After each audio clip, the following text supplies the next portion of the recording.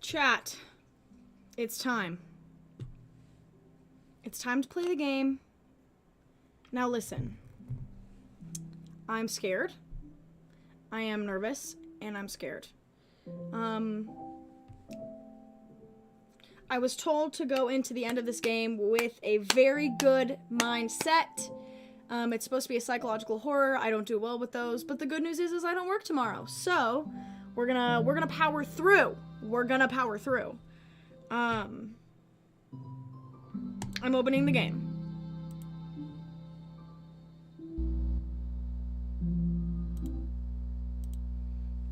And it's gonna scare the balls out of me.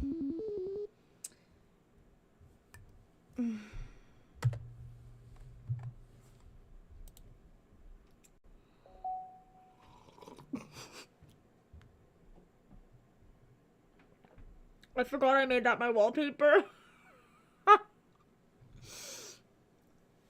Right. Okay.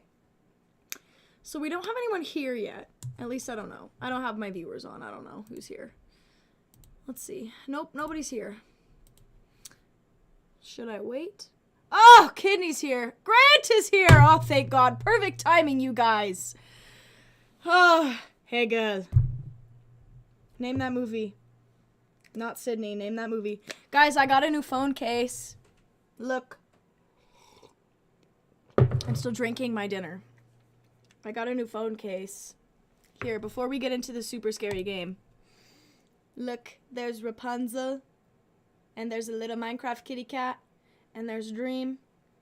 And then you can move this sucker down. Okay, it's still a little stiff. Oh, you could just take it right off. And then there's a little Harry Potter guy. I know that we hate J.K. Rowling, but I love Harry Potter. And then there's Heartstopper. I don't have a red, white, and royal blue sticker, but it's fine. Alright, are you guys ready for this? Is my voice hydrated enough? This is the question. I'm so glad you guys came. I was like, you probably heard me asking. I was like, damn, should I wait or like what? But you're here, so it doesn't matter. Alright. It's 9:50 p.m. Oh, you guys can't see it. You can't see it on there either. Alright, let's do this.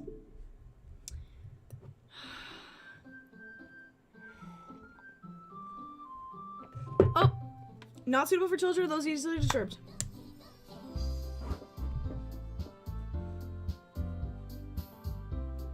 I'll always be here for my comfort streamer. And thank God, I'm gonna need you. You guys are gonna be my comfort today.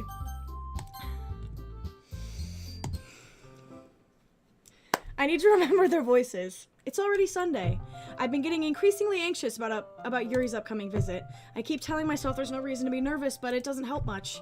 Yuri is clearly an introvert and also an intimate person in general. There's no doubt she'll open up a little bit when it's just the two of us. Grant, it was meant to be that you are here. It's all meant to be. Kidney, it's meant to be that you are here. Meanwhile, we've been texting occasionally. She was extremely apprehensive at first, but it wasn't long before I was already learning more about her. But putting Yuri aside, I haven't heard a thing from Sayori since she left the club early the other day. It's not like we text each other all the time or anything, but I've been worried about her in the back of my mind. So go over, you're her fucking neighbor! This idiot. Between what Sayori said and what Monica said, is it really okay for me to put Sayori's feeling aside when she might need me? Bitch, you had all weekend. Oh! Guys, I'm a genius. I decide to visit Sayori before Yuri comes over. Rather than asking, I simply tell her, I'm coming over, much like we've done in the past. Once I reach Sayori's house, I knock on the door before entering it myself. Again, we used to play so often that we've made it a habit of simply entering each other's houses like we're family. Why did the music turn off? In no point in the game has the music been off. Why is the music off? Okay. I'm so nervous. The house is quiet. Sayori isn't anywhere on the first floor, so I assume she's up in a room. I'm so nervous. Did she kill herself? It's already strange of her not to run down and greet me. I head up to her bedroom where I finally find her. She's dead. She's dead. She's fucking dead. She's dead. Oh, thank God! Motherfucker.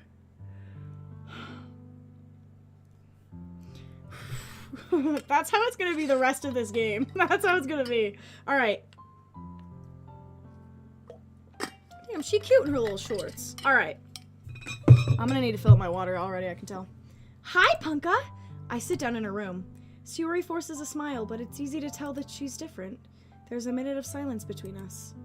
You haven't come over like this in a long time, have you? I guess you're right. It has been a long time. Not much has really changed, has it?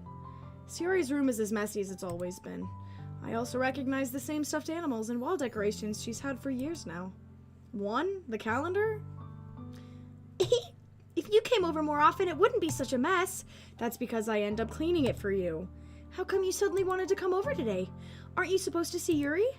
Yeah, but wait, how did you know that? Sayori had already left by the time we decided that last meeting. Monica told me. It's only natural for her to keep me informed about the festival preparations, right? Now that's true. But what about you? Aren't you going to be helping Monica today? Of course! But I'm just helping her online. We didn't plan to meet up or anything. Ah, so it's just me and Yuri then. Yep. There's more silence between us. Sayori stares in a random direction. Everything about her behavior is really uncharacteristic. I finally get to the point. I just wanted to see how you were doing after you left on Friday. When something's wrong, you can't hide it from me. I know you too well. So, Sayori smiles, shaking her head. That's no good, Punka. Huh? Why can't it just be like it's always been? This is all my fault. If I didn't get so weak and accidentally express my feelings, if I didn't make that stupid mistake, then you wouldn't have been worried about me at all. You wouldn't have come here. You wouldn't have even been thinking about me right now. But this is just my punishment, isn't it? I'm getting punished for being so selfish. Girl, what the fuck? I think that's why the world decided to have you come over today. It just wants to torture me.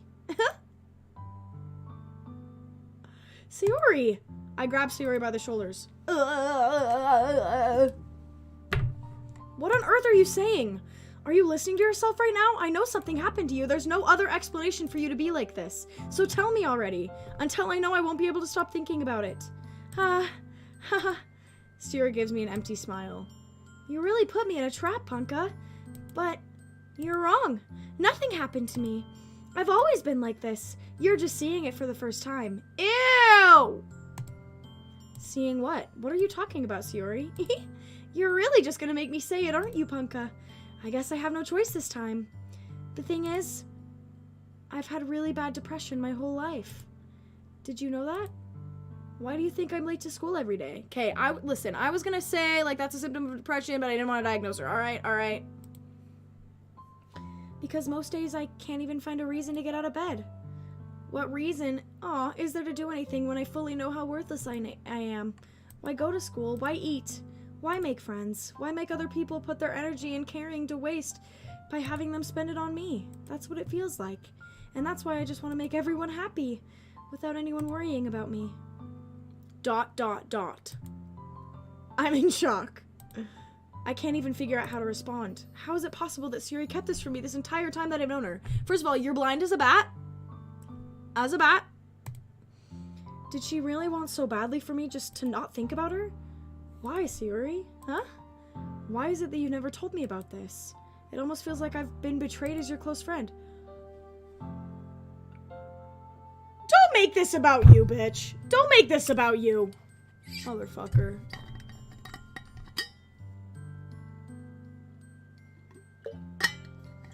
Because if I knew, I would have done everything I could to support you. Even if there's only so much that I could do, I would have tried a little bit harder to make every day a little better for you. That's why I'm your friend. All you had to do was tell me. Don't blame her. Holy shit, I already hate myself. Already, as if I haven't played for three hours yesterday. You don't understand at all, Punka. Why do you think I didn't tell you? Because if I told you, then you would have to waste effort caring about me instead of doing important things. I don't want to be cared about. Damn! It's bittersweet when people try to care for me. For those of you here yesterday, you know how much that means. She loves bittersweet things. It's nice sometimes.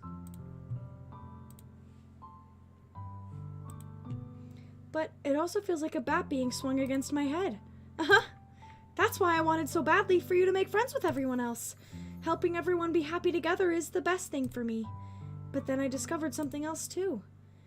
Okay, we all know that seeing you make friends and get closer with everyone in the club, it feels like a spear going through my heart. So that's why. That's why I decided the world just wants to torture me.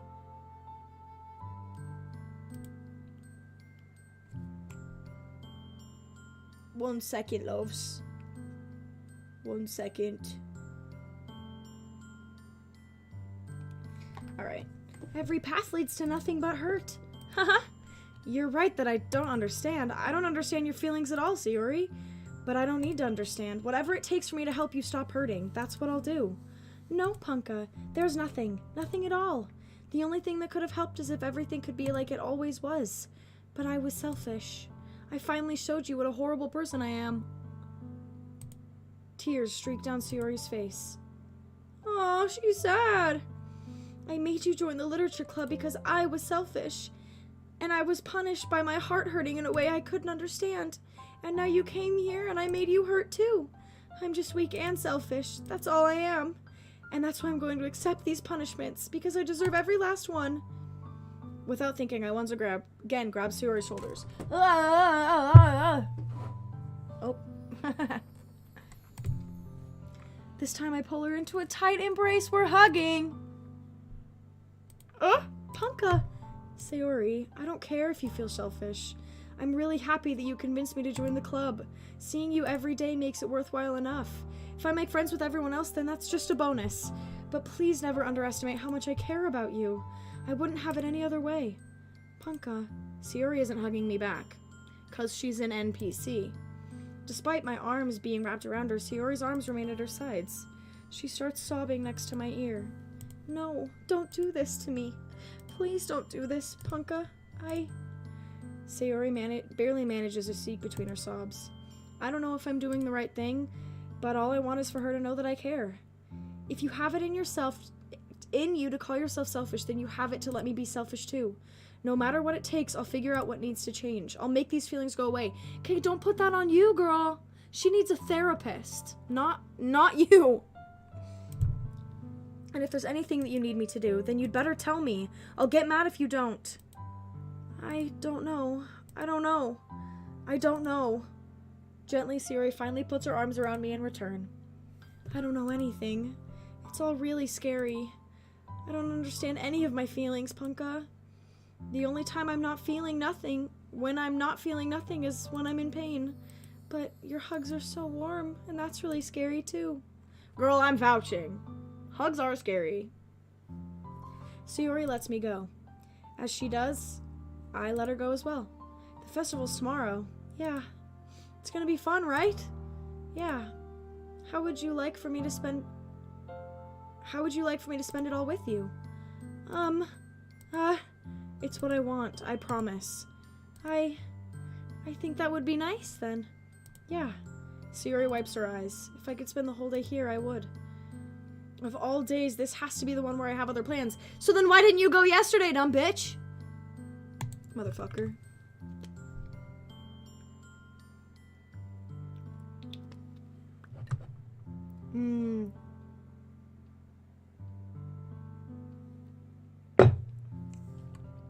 Maybe I should cancel. No, don't! Please don't. If you did that, then I really wouldn't forgive you. But... what the heck? Why is Markiplier tweeting? He never tweets.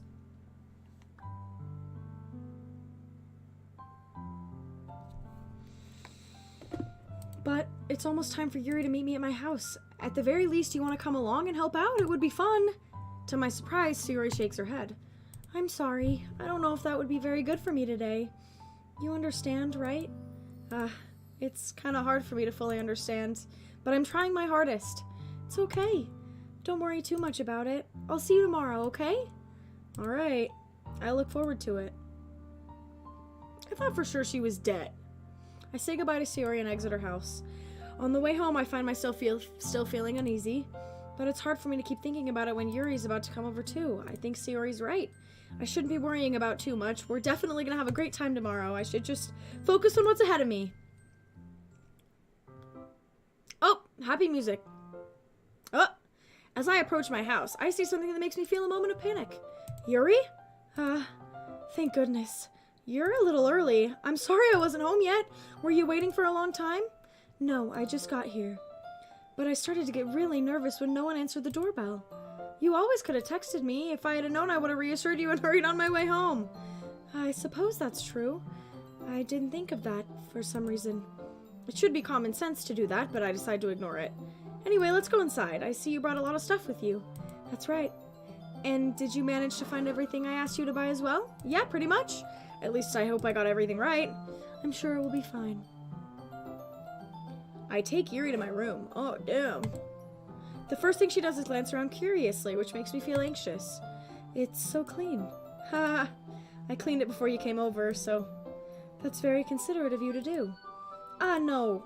I would be really embarrassed for my room to be a mess while you were here. Well, I do enjoy cleaning. I would have gladly helped you clean. That would have been even more embarrassing. Wait, don't look in there! What the hell is in that desk drawer? What the hell is in that drawer?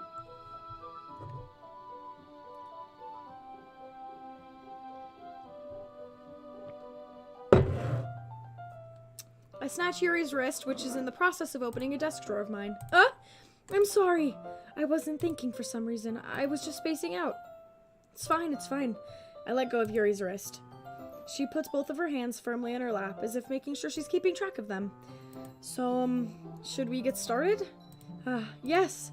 I have a few things planned that you can help with. Decorations and other atmospheric enhancements. Atmospheric enhancements. You know, mood lighting, aromatherapy candles. Oh, wow.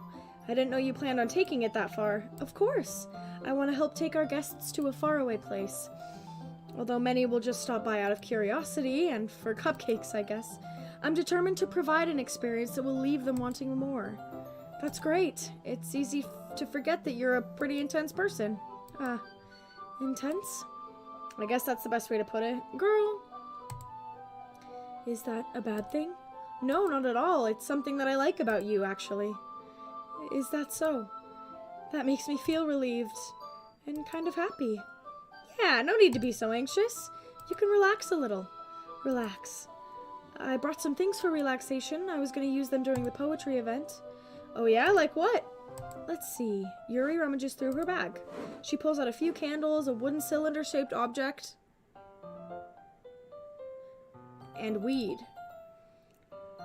I did some shopping on the way here, so I happen to have these in my bag. I plan to cover the windows in black paper and use the candles to light the room. I think that would be amazing, don't you? She just so happened to buy black paper and candles on the way here.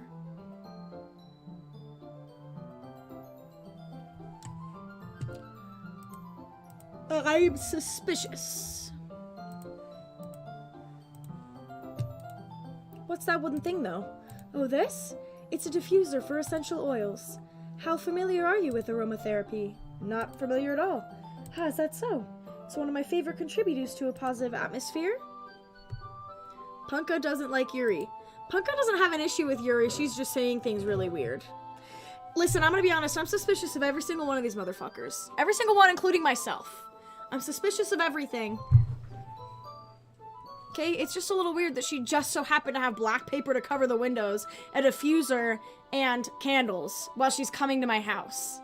Okay? If I was a woman, I would not be okay with this. Just keeping in mind. I meant my character, not me.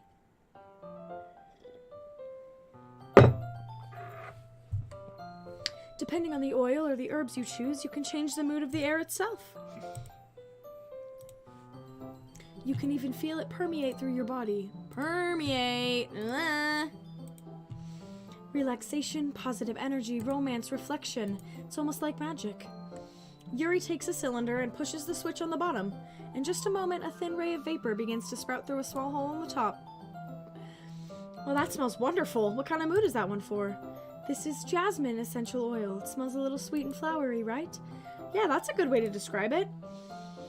I chose jasmine for the event because it provides more than relaxation. Jasmine enhances your emotions and helps you feel them flow through your body. You feel warmer and your heart pounds more heavily. Don't you think that will be perfect for sharing our poems? It does sound suitable, but you seem to know a lot about this, so I'll trust your opinion with anything. What the hell? Yuri smiles gently, clearly enjoying herself. She again reaches into her bag and pulls out several spools of ribbon. What are those for? Well, did you purchase the origami paper I asked you to get? Yeah, I have it over here. We won't be using the paper for folding origami. What I'd like you to do is write a different word on each paper. We'll need about 100 of them. Oh yeah? What will those be used for? Well, I'm going to cut pieces of ribbon to hang from the doorway of the classroom. Then we can fasten the paper onto the ribbons to create a doorway curtain. Wouldn't that be beautiful? Ah! Guys, Sapnap is live. He's gonna take all my viewers.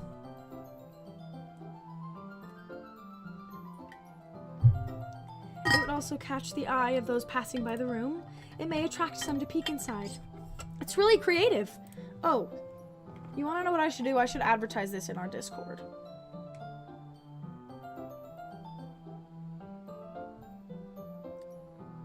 What do you mean you gotta go? What do you mean? Oh, got it. Holy shit, I thought you were being serious.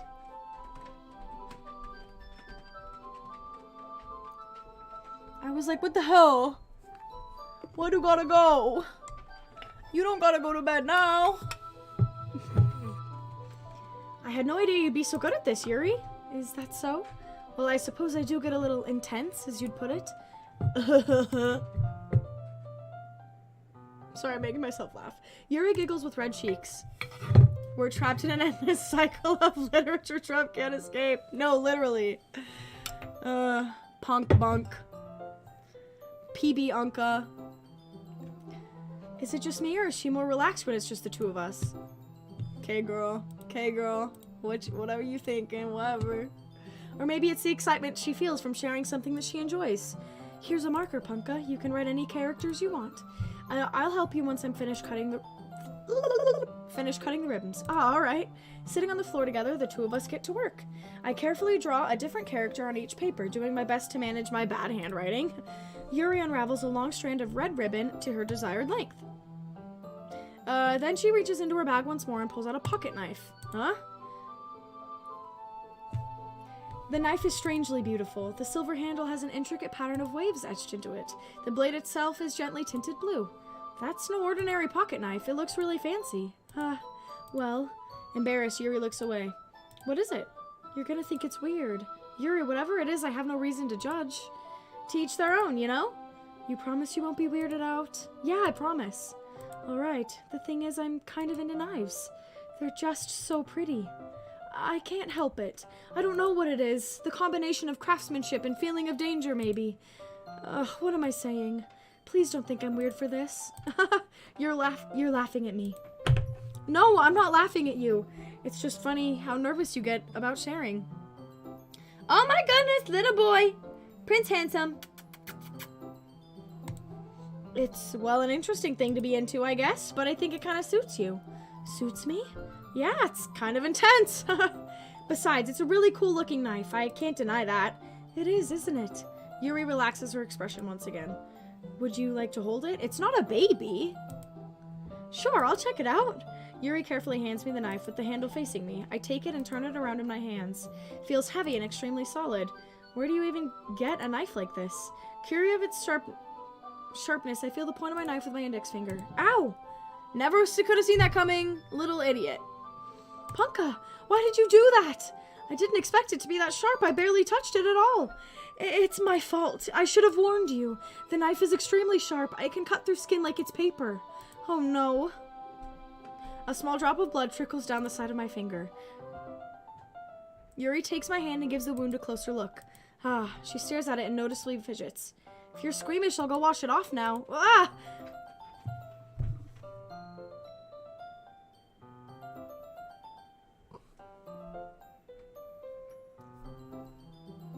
Okay, so I was gonna say, what if she puts it in her mouth, but I knew it wasn't that kind of game. But look where we are. It is that kind of game. Without warning, Yuri puts my finger in her mouth and licks the wound. I feel her tongue curl around my finger. Startled, I instinctively pull my hand back. Oh my god. How would you recover from that? How would you recover from that? Oh god. Oh, please forgive me. I wasn't thinking. Dude. Yeah, Ayo is right, Grant. Ayo is the perfect reaction to what just happened.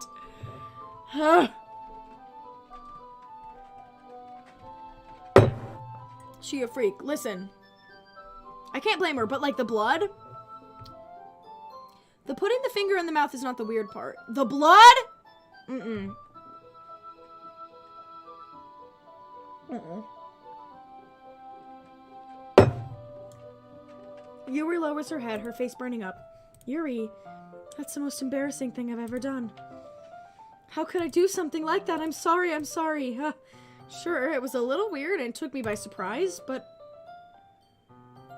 I wouldn't believe you. That's not this kind of game.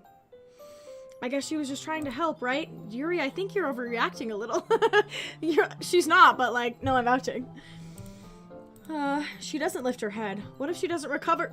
See? How would you What if she doesn't recover from this for the rest of the afternoon? Alright, you know what? This might be a stupid thing to do, but I do it anyway. Ah! No, it's not. No, it's not. Don't say that. It's not weirder. It's weirder with the blood. Don't say that. Don't say that. Just kidding. I'm just kidding. You can say whatever you want. Okay. I take Yuri's hand and lick her index finger in return. Punka, did you really just do that? Now we're even. Yuri looks at me like I did something wrong. I knew that would be a bad idea. If not for the sweet aroma of the jasmine oil, the air would be extremely heavy right now. Yeah! Guys, the same crew from last night is here. This is incredible. My heart is so full. So basically what just happened is she licked his finger, he licked her finger. Is what you've missed. You're so weird, Punka. Yuri giggles shyly. Huh? Damn, yeah. Yuri calling me weird? I have no response to that. Yuri is Grant. Where do you keep your bandages? I don't think I need one, actually. It was a tiny cut. Look, it already stopped bleeding. I see. That's relieving. The tension quickly lifted. We each resume our respective activities. I watch Yuri's knife cut through the ribbon like it's nothing but air. Meanwhile, I continue to make progress on the paper. After we finish attaching the paper to the ribbons, we lay them all out side by side. It looks better than expected and will be very effective as a door curtain. It looks great. Good thinking coming up with this, Yuri. Oh, thanks. It's just something I'm gonna bring you into it, unfortunately. I have to. Unfortunately, you're going to be brought into this. It's just something I saw online really. Are you ready to move on to the next task? Yeah, let's do it. What do you have in mind? I'd like to create a banner. That's why I asked you to buy the paint tablets. Oh, that's right. One of the items Yuri had asked me to buy was a kit of watercolor paint tablets. Hence why she just said, that's why I asked you to buy paint tablets. We'll need about 6 cups of water to put each of the tablets in. Do you mind fetching those for us? Of course not. 6 cups of water. I'll be right back in a minute, and she's gonna look in your damn drawer. What porn you got in there, boy? Thank you very much. Oh, and just a little bit of water is okay. If you fill the cups too much, it will be too diluted. Taking Yuri's advice, I decided to use small plastic bathroom cups rather than full-size glasses. Put them on a plate to catch any paint that drips, then bring them back down in my room. Yuri? Yes? I come in... Where were you yesterday? Yes, Punka is a boy! Silly Grant. Come on, Punka's a boy! I would have picked a better name had I known it was a boy. Crazy insane. Okay, so she was, like, cutting herself, right? I'm just gonna... It's okay. I come in to see Yuri quickly unrolling her sleeve, putting it back over her arm. Nothing. Your face is a little red. Is it too hot in here or anything? No, not at all. There's nothing wrong, so let's mix the paint. Punka, instead of Punka Bunka, it's Punka Boyunka. Ultimate Riz, absolutely.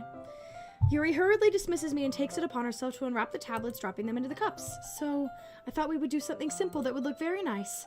I'd like to paint a gradient across the banner, starting with the colors for a sunrise, then daytime, then sunset and nighttime.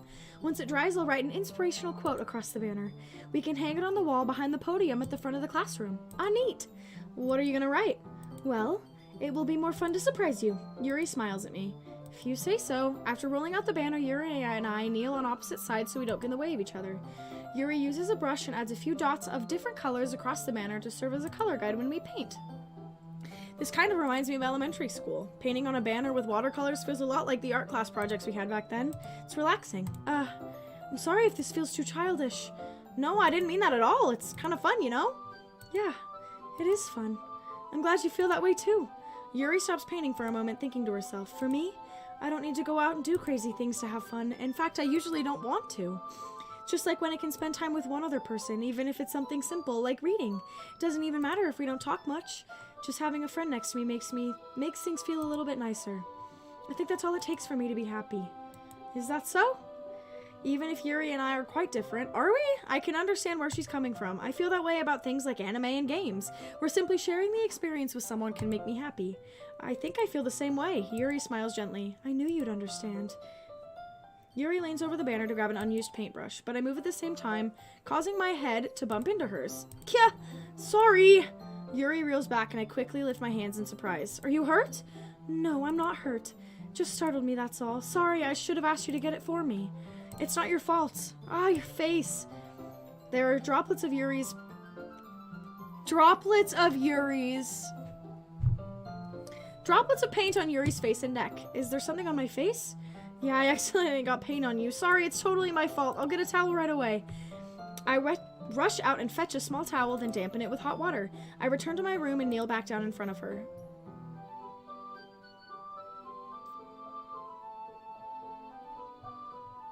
Why does she look like that? Here. I pat down Yuri's face and neck with the towel. Is something wrong? It's hot. I just didn't expect it. Sorry. I didn't want to use cold water.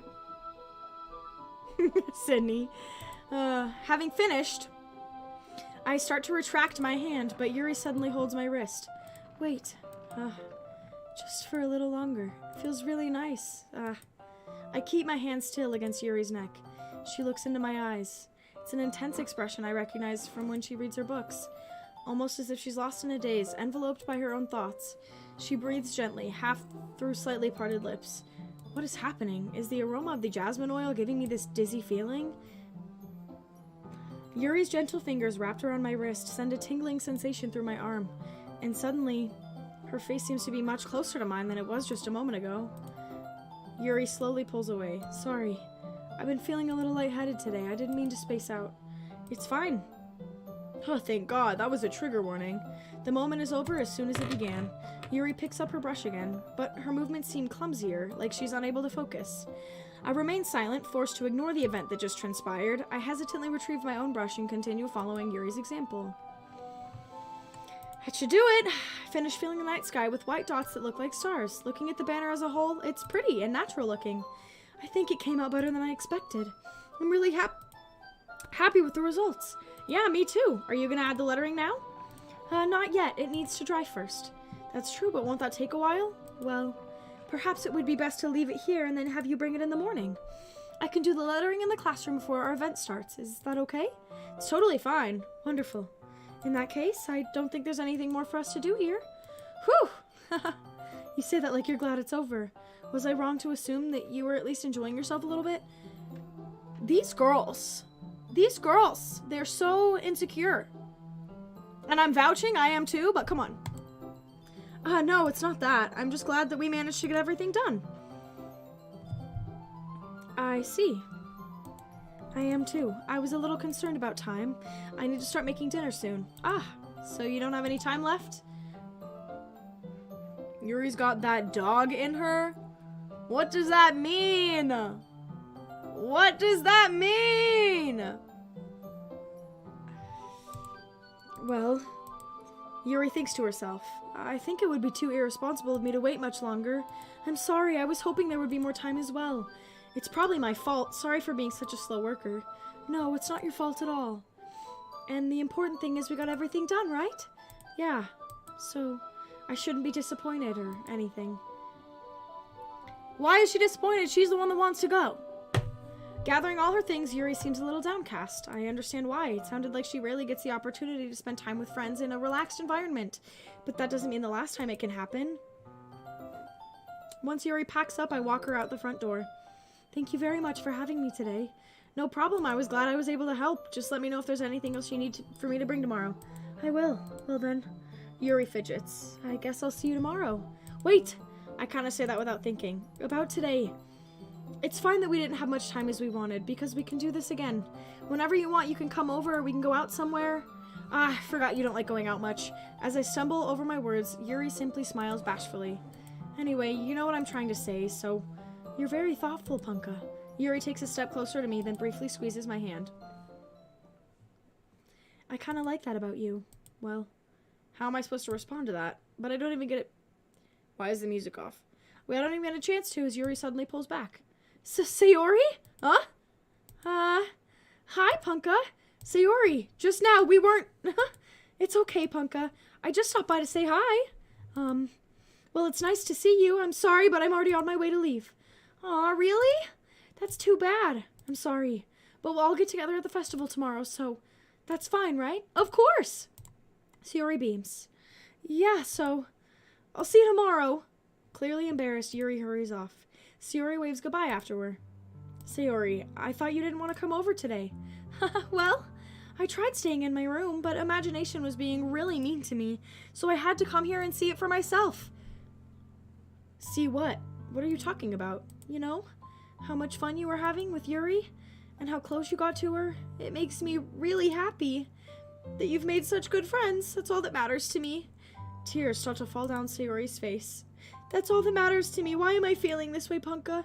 I'm supposed to be happy for you. Why does it feel like my heart is splitting in half? That's a very sad face. It hurts so much. Everything hurts so much. This would be much better if I could just disappear. Sayori, don't say that. It's true, Punka. If I wasn't here, then you wouldn't have to waste your sympathy on me. You wouldn't have to put up with me being selfish. Monica was right. I should just... Monica? Monica was right about what? Sayori, what I said before is true. I'm not going to let this continue. Caring about you like this isn't the burden your mind is making it out to be. It's something that makes me happy. It's something that I wouldn't trade for anything else. So even if it takes an entire lifetime, I'm going to be by your side until you don't feel any more pain. But... Sayori looks away. I put my hand on her shoulder to reassure her. I'm scared, Punka. I'm really scared. What are you scared of, Sayori? I'm scared that I might like you more than you like me. Sayori, it's true, isn't it? I was weak and started to like you too much. I did this to myself. Punka, I like you so much that I want to die. That's how I feel, and... It's enough, Sayori. I don't want you to hurt anymore. I slide my hand down Sayori's arm and squeeze her hand in my own. Do you remember how I said I always know what's best for you? Do you still believe me? Wordlessly, Sayori nods. Even if you don't understand all of your own feelings, I know what you need the most right now, and that's what I'm gonna give you.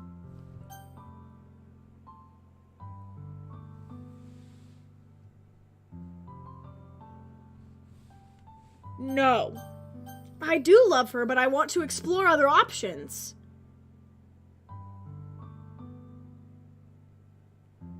Oh no is right. Huh. Maybe we need to flip a coin again. Heads is I love you. Tails is you'll always be my dearest friend.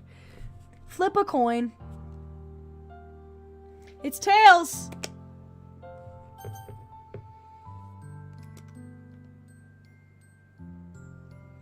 You know what? We're gonna do this. Ah!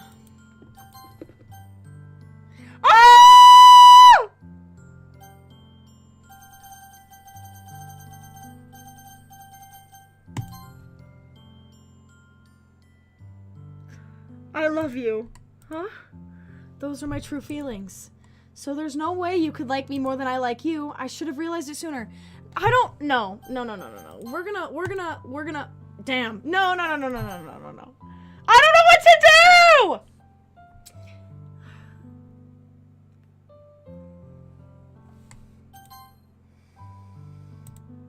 What you need most is for things to be like they've always been. Monica told me the truth. She told me how much happier you seemed after I joined the club. I know you're struggling with some really difficult things right now, but please trust me that I know what's best and that what will make you happy in the end. I promise I'll help things get back to the way they were.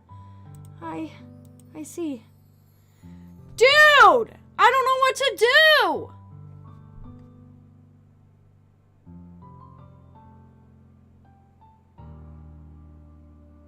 I don't know. I'm afraid that if I say I love you, it's gonna completely, like, get rid of all of the other options, but if I say you'll always be my dearest friend, then that's immediately writing her off.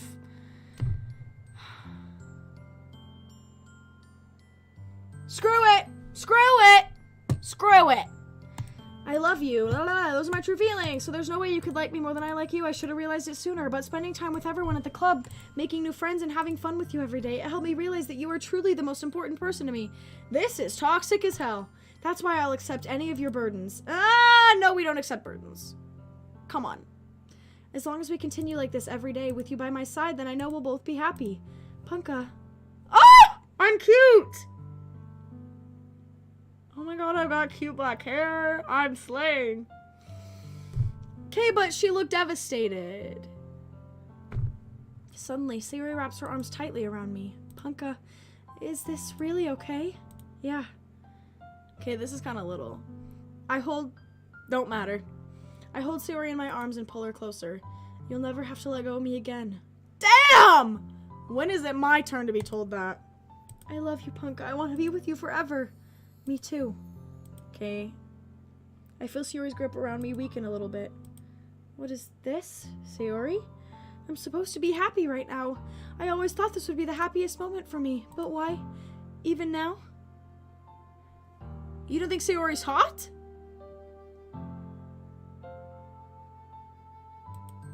Why won't the rain clouds go away? They're not going away at all, Punka. It's okay, Sayori. It might take some time for things to get better again. But no matter how long it takes, I'll be there every step of the way. That's all that matters right now. Okay, I trust you. I don't know, bro. I don't feel good about either decision. Well, not as hot as some.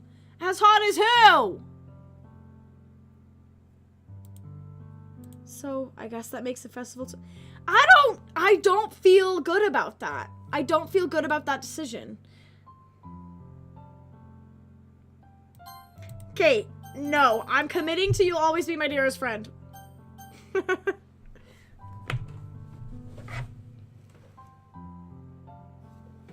I know you're talking about my character, but I had to Chad stance. You'll always be my dearest friend. Is this what it feels like to get stabbed in the chest? I should write a poem about this. Sayori, it's okay. This is just my punishment, remember? for being so selfish. So please, please don't worry about these stupid feelings. I know you're right. Absolutely, Sydney. You get it. Get friend-zoned! I know you're right. I knew this whole time there's no happiness down that path. Damn. That's why I came here, just so I could get the answer I needed to hear. And the other thing, you're also right that I just wanted it to go back the way it was. I realize that now. You really do know me better than anyone, Punka. I'll trust you with anything. Anything at all. So... Sayori's smile finally breaks. All of a sudden, she turns around and drops to her knees.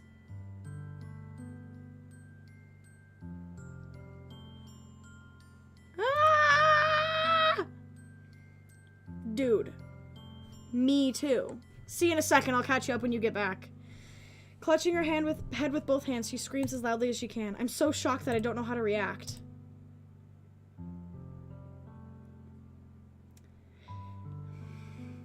Sayori flashes me one more smile and before turning and running off. Sayori!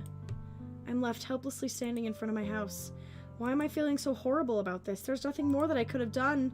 The most I can do is support Sayori through her feelings and help her on the path that's right. Now listen. I am a voucher for like dating someone can help your mental health, like can improve it, but only if you want to improve it too. Like, she can't just expect this boy to start dating her and all of her sad feelings go away. She's just gonna end up disappointed. I just feel like this is healthier for Sayori if I don't date her. But I'm having as much trouble understanding Sayori's feelings as she is. It is very clear to me how she feels.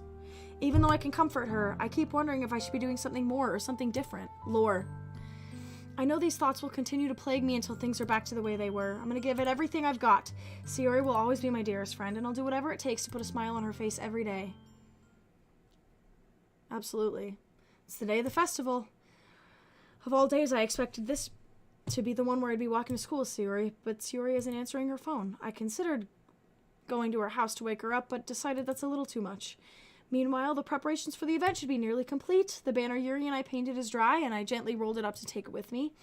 She sent me a pleasant text reminding me not to forget anything, and I reassured her.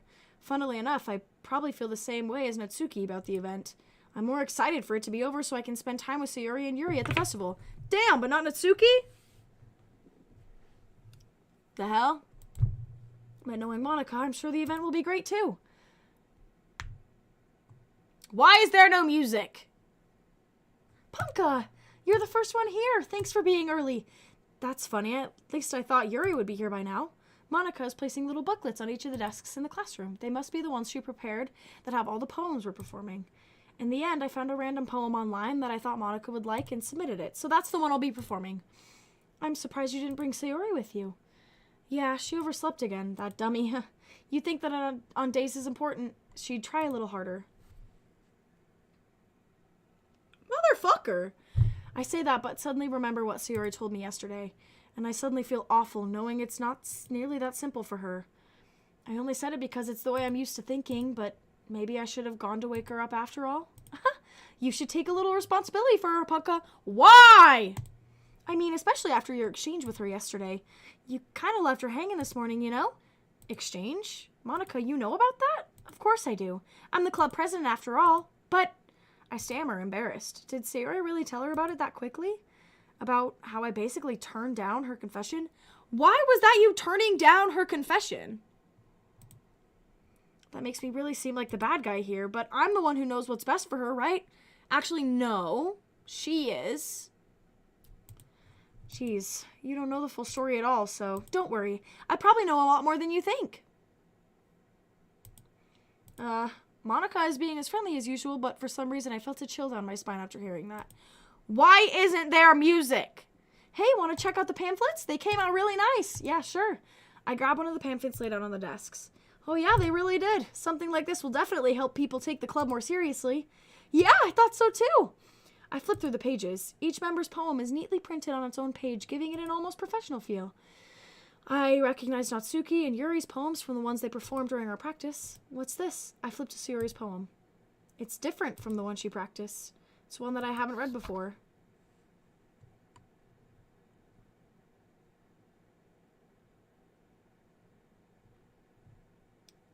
Percent. Get out of my head, get out of my head, get out of my head, get out of my head, get out of my head, get out of my head, get out of my head, get out of my head, get out of my head before I do what I know is best for you, get out of my head before I listen to everything she said to me, get out of my head before I show you how much I love you, get out of my head before I finish writing this poem. But a poem is never actually finished, it just stops moving. Okay, so, Sayori is unfortunately going to commit suicide. Just, you know what, it's inevitable. I know what is best for you, meaning, like, for her to be gone. Listen to everything she said to me. Monica's been feeding her lies about her committing suicide. Show you how much I love you. I'm doing this because I love you. Finish writing this poem as a metaphor for ending her life. I just need everyone to know. Ah, what is this? Reading the poem, I get a pit in my stomach. Punka? What's wrong? Nothing. This poem feels completely different from everything Sayori's written. But more than that, I changed my mind. I'm gonna go get Sayori, so, well, alright. Try not to take too long, okay? Why is it quiet? Sydney, should I go get water right now? Is this a decent pausing point for 2 seconds? I'm gonna go get water. I'm gonna go. I just hit my headphone. I'm gonna go get water. You guys stay here. You guys stay here. Sydney, entertain them.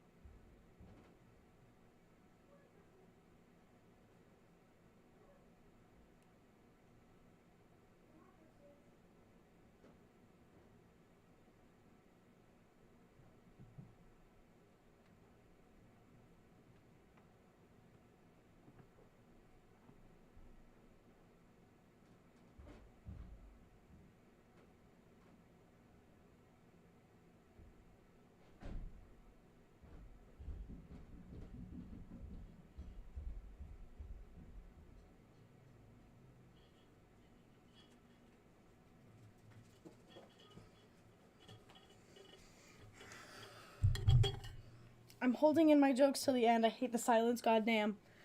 Does the game get graphically scary or mentally scary? Both. Damn. Oh, good. Alright, I quickly leave the classroom. Just change my screens. Don't strain yourself. Monica calls that out after me. I quicken my pace. What was I thinking? I should have tried a little bit harder for Sayori. It's not a big of a deal to wait for her or help her wake up. Even the simple gesture of walking to her to school makes her really happy. Besides, I told her yesterday that things will be the same as they always have been. That's all she needs, and that's what I want to give to her. I'm scared. I'm reach Sayori's house and knock on the door. I don't expect an answer since she's not picking up the phone either. Like yesterday, I opened the door and let myself in. Sayori? She really is a heavy sleeper. I swallow. I can't believe I end up doing this after all. Waking her up in her own house. Isn't that more like something a boyfriend would do? Okay, so the option's still out there. In any case, it just feels right. Outside Sayori's room, I knock on her door. Sayori? Wake up, dummy. There's no response. I really didn't want to have to enter her room like this. Isn't it kind of a breach of privacy? Ah! But she really leaves me no choice. I gently open the door.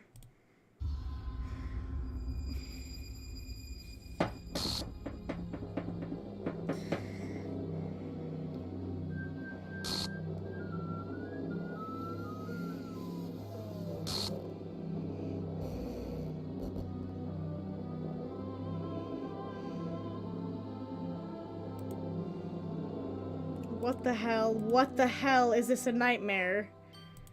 It has to be. This isn't real. There's no way this can be real. Sayori wouldn't do this. Everything was normal up until a few days ago. That's why I can't believe what my eyes are showing me. I suppressed the urge to vomit. Yeah, I'm vouching. Just yesterday, I told Sayori I'd be there for her. I told her I would know what's best, that everything will be okay. Then why? Why would she do this? How could I be so helpless? What did I do wrong? Turning down her confession. That has to be what have pushed her over the edge. I don't think so. Her agonized scream still echoes in my ears. Why did I do that to her when she needed me the most? Why was I so selfish? This is my fault. My swarming thoughts keep telling me everything I could have done to prevent this. If I just spent more time with her, walked her to school, and gave her what I know she wanted out of our relationship, then I could have prevented this. I know I could have prevented this. Screw the literature club. Screw the festival. I just lost my best friend, someone I grew up with. She's gone forever now. Nothing I can do to bring her back. This isn't some game where I can reset and try something different. I only had one chance and I wasn't careful enough, and now I carry this guilt with me until I die. Nothing in my life is worth more than hers. But I still couldn't do what she needed from me, and now I can never take it back. Never, never, never, never, never. So what's crazy is I could take it back.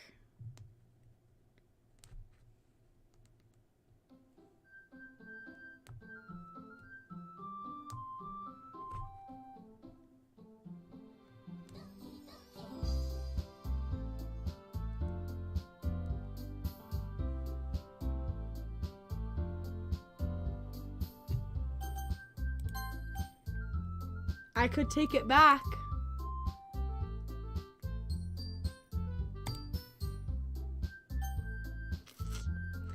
Characters Sayori is missing or corrupt!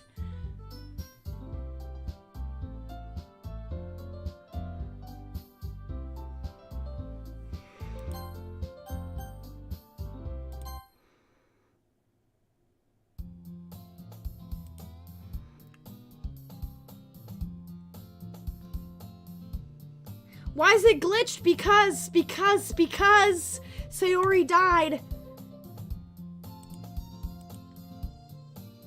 You've known each other for so long. We used to walk to school together on days like this, but starting around high school, she would just oversleep more and more frequently and get tired of waiting up. But if she's gonna chase after me like this, I almost feel better off running away. However, I just sigh idle in front of the crosswalk and let catch up to me. Time for things to get good. Oh, you missed a lot, Grant! Okay. So I rejected Sayori. She didn't show up for the festival. She committed suicide. Then the whole game glitched. I tried to go back and choose the other thing. And then it said starting a new game. And now everything is freaking out. The fact that you think that's scary is crazy. Keep in mind, I think everything's scary. Just an ordinary school day like any other morning are usually the worst, being surrounded by couples and friend groups walking to school together. Meanwhile, I've always walked to school alone.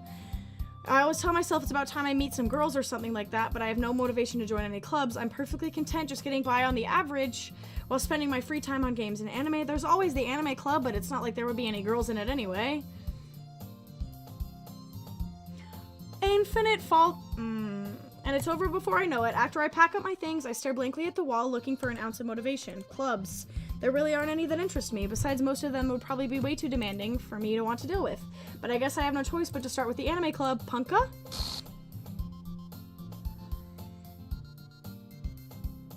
Okay, now I'm on edge, so everything's gonna make me jumpy. Maybe I need a blankie. That will help. That will help.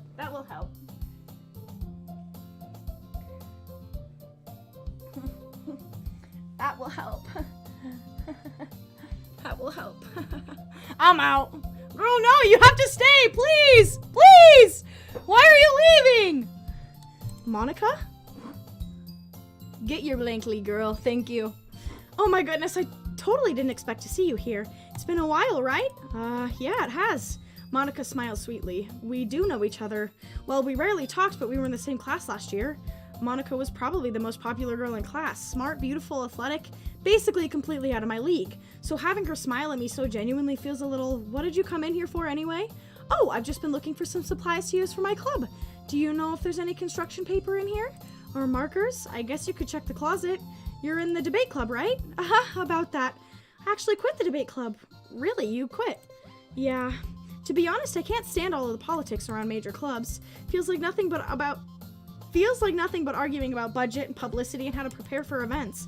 I'd much rather take something I personally enjoy and make something special out of it. In that case, what club did you decide to join? Actually, I'm starting a new one. Ah! It's gonna get me every single time.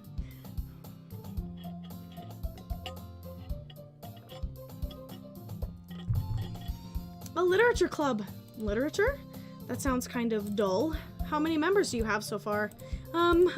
It's kind of embarrassing, but there are only 3 of us so far. It's really hard to find new members for something that sounds so boring. Well, I can see that, but it's really not boring at all, you know. Literature can be anything. Reading, writing, poetry. I mean, one of my members keeps her manga in the collection clubroom. Wait, really? Yeah, it's funny, right? She always insists that manga is literature. Manga. I keep saying manga. Yeah, but it's because she's dead. I went to load, and first of all, this is it. It got rid of my previous save. I went to load the last choice, and it said, yeah, that's unfortunate. It said that the character file Sayori was corrupt or did not exist, so it restarted my game for me. I mean, she's not wrong, I guess, and besides, a member's a member, right? Did Monica say she? Hey, Punka, by any chance, are you still looking for a club to join? I mean, I guess so, but in that case, is there any chance you could do me a big favor? I won't ask you to join, but if you could at very least visit my club, it would make me really happy. Please? Well, I guess I have no reason to refuse. Besides, how could I ever refuse someone like Monica? Sure, I guess I could check it out. Oh, awesome! You're really sweet, Punka, you know that? It's nothing, really. Shall we go then? I'll look for the materials another time. You're more important. I'm really scared. And thus today marks the day I sold my soul to Monica and her irresistible smile. I dejectedly follow Monica across the school and upstairs, the section of the school I rarely visit. Monica, full of energy, swings open the classroom door.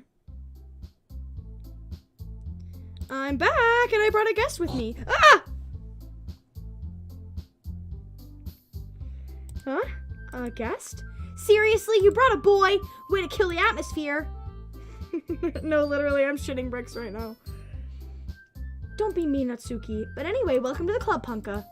All words escape me in this situation. This club is full of incredibly cute girls.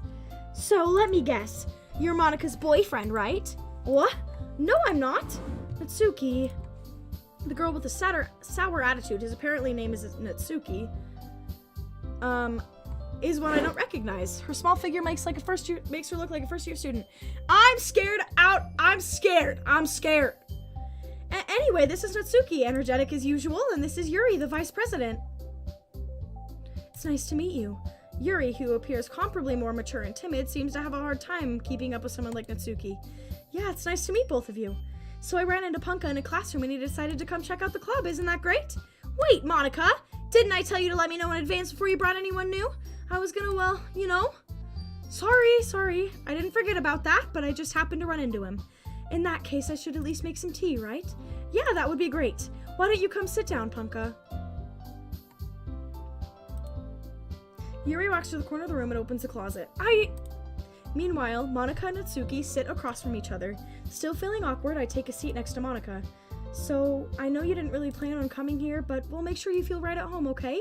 As president of the Literature Club, it's my duty to make the club fun and exciting for everyone. I'm surprised there aren't more people in the club yet. It must be hard to start a new club. You could put it that way. Not many people are very interested in putting out all the effort to start something brand new, especially when it's something that doesn't grab your attention like literature. You have to work hard to convince people that you're both fun and worthwhile, but it makes school events like the festival that much more important. I'm confident that we can all really grow this club before we graduate. Right, Natsuki? Well, I guess. Natsuki reluctantly agrees. Such different girls, all interested in the same goal. Monica must have worked really hard just to find these two. Yuri returns to the table carrying a tea set. She carefully places a teacup in front of each of us before standing on the teapot in the middle. I'm scared! Every time I click my mouse, I'm scared! I wish Sydney was here to do it for me.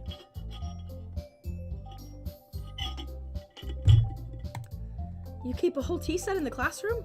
Don't worry, the teachers give us permission. After all, doesn't a hot cup of tea help you enjoy a good book? I guess. Don't let yourself... Come over. Come over. Please. Blink.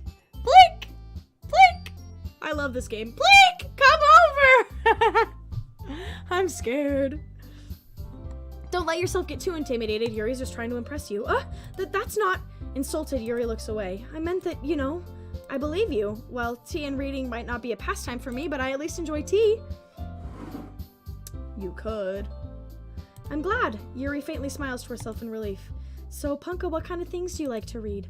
Well, considering how little I've read these past few years, I don't really have a good way of answering that. Manga? I mutter quietly to myself, half joking. Natsuki's head suddenly perks up. Looks like she wants to say something, but she keeps quiet. Not much of a reader, I guess. Well, that can change. What am I saying? I spoke without thinking after seeing Yuri's sad smile. Anyway, what about you, Yuri? Well, let's see. Yuri traces the rim of her teacup with her finger. My favorites are usually novels that build deep and complex fantasy worlds. The level of creativity and craftsmanship behind them is amazing to me. And telling a good story in such a foreign world is equally impressive. Yuri goes on, clearly passionate about her reading. She seems so reserved and timid since the moment I walked in, but it's obvious by the way her eyes light up that she finds her comfort in the world of books, not people. But you know, I like a lot of things. Stories with deep psychological elements usually immerse me as well. Similar to this game.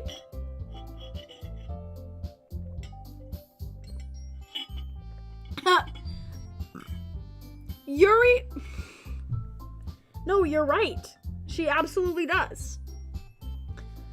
At least the game goes slightly faster because I'm reading so goddamn fast because I'm so afraid. Isn't it amazing how a writer can so deliberately take advantage of your own lack of imagination to completely throw you for a loop? Foreshadowing? Anyway, I've been reading a lot of horror lately. I read a horror book once. I desperately grasped something I can relate to at the minimal level. At this rate, Yuri might as well be having a conversation with a rock. I'd expect that from you, Yuri. It suits your personality. Oh, is that so? Really? If a story makes me think or takes me to another world, then I can't put it down. Surreal horror is often very successful at changing the way you look at the world, if only for a brief moment. Oh, similar to this game. Sydney, I wish you were here, please! Please! Ugh, I hate horror. Oh, why is that? Well, Natsuki's eyes dart over to me for a second. Never mind. That's right, you usually write about cute things, don't you, Natsuki? What? What gives you that idea? You left a piece of scrap paper behind Laugh Club meeting. Looks like you were working on a poem called Don't Say It Out Loud and Give That Back! Fine.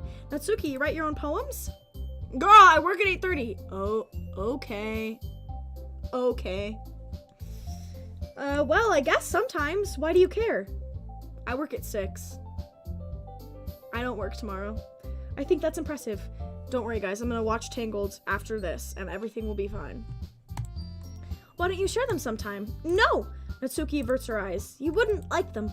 I'm not a very confident writer yet. I understand how Natsuki feels. Sharing that level of writing takes more than just confidence. The truest form of writing is writing to oneself. You must be willing to open up to your readers, exposing your vulnerabilities and showing even the deepest reaches of your heart. Do you have writing experience too, Yuri? Maybe you can share some of your work. You can set an example and help Natsuki feel comfortable enough to share hers. I guess it's the same for Yuri. We all sit down in silence for a moment. Hey, I just got an idea. How about this? Natsuki and Yuri look quizzically at Monika. Let's all go home and write a poem of our own. Then next time we meet, we'll share them with each other. That way everyone is even. I thought it was a good idea. Well, I think you're right, Monika. We should probably start finding activities for all of us to participate in together. I did decide to take on the responsibility of vice president. After all, I need to do my best to nurture the club as well as its members. Besides, now that we have a new member, it seems like a good step for us to take. Do you agree with us as well, Punka? Hold on, there's still one problem, huh? What's that? Now that we've reached the most important topic, I bluntly come forth with what's been on my mind the entire time. I never said I would join this club. Monika may have convinced me to stop by, but I never made any decisions. I still have other clubs to look at, and I lose my train of thought. All 3 girls stare back at me with dejected eyes. But I'm sorry, I thought... The girls exchange glances before Monika turns back to me. I guess I need to tell you the truth, Punka. The thing is... we don't have enough members yet to form an official club. We need 4. And I've been trying really, really hard to find new members, and if we don't find one before the festival, I'm defenseless against these girls. How am I supposed to make a clear-headed decision when it's like this? I'd feel terrible for letting everyone down in this situation, and besides, the club itself seems pretty relaxed. So if writing poems is the price I need to pay in order to spend every day with these beautiful girls. Right. Okay, I've decided then. I'll join the literature club. One by one, the girls' eyes light up.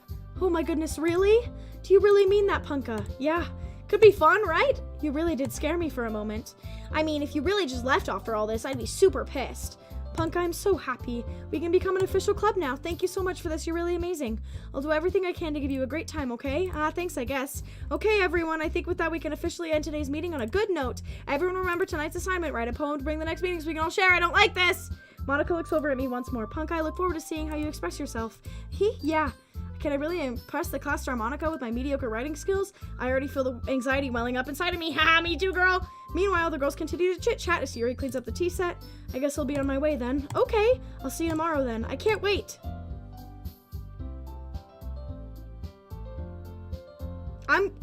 Yeah, I am gonna have nightmares. It's just the suspense. Listen, it's not very scary yet. It's just the suspense. And I think that's the point. I'm looking at my heart rate right now.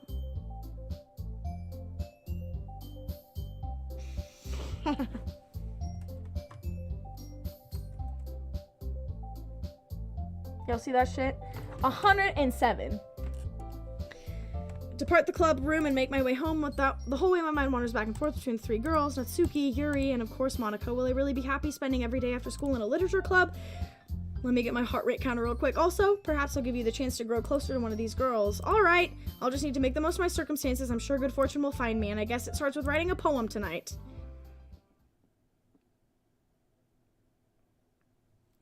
I don't really want to read the special poem.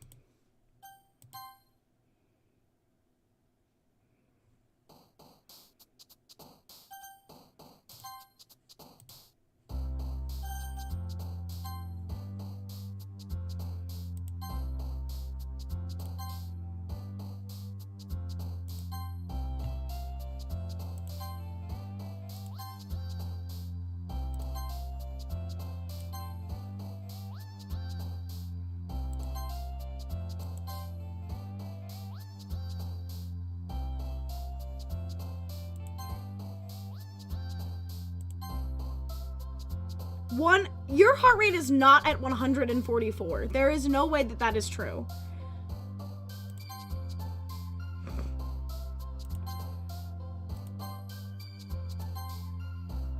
No, ain't no way. Papa. Bro just tanked 3 monsters. No, literally.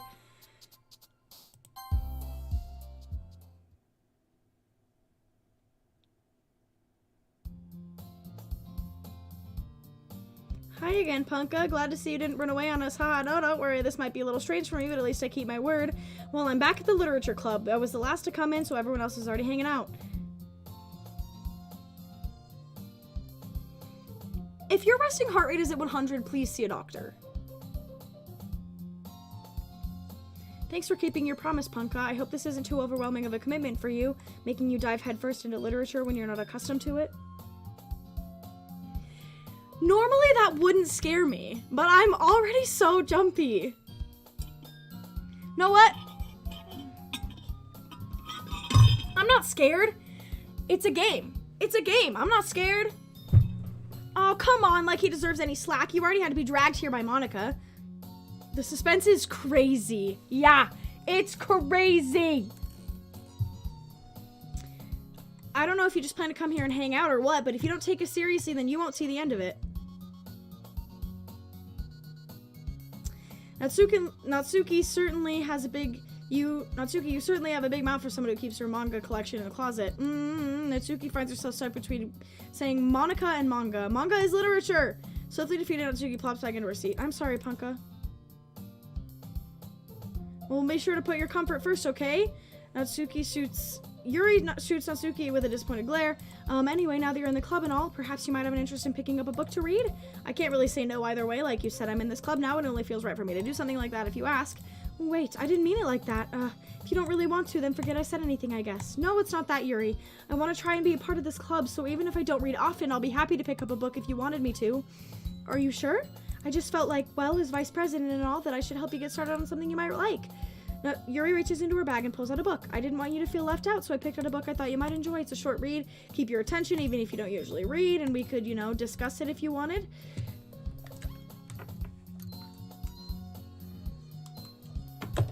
This is... How is this girl accidentally being so cute? She even picked out a book she thinks I'd like, despite me not reading much.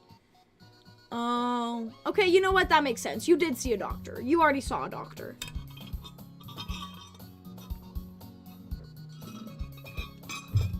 Thank you. I'll definitely read this. I enthusiastically take the book. Whew, well, you can read it at your own pace. I look forward to hearing what you think. I never read it. You'll hear that big ass crash?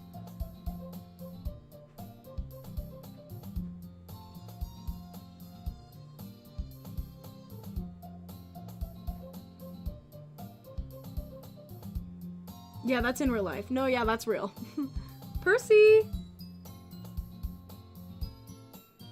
I think that was upstairs, but my cat ran into this room behind me. That's scary as dirt. Prince Handsome? Come on. Come here. Get out of the room, please. I'm gonna shut the door. Come here. Come on. Haha, tricked you, idiot.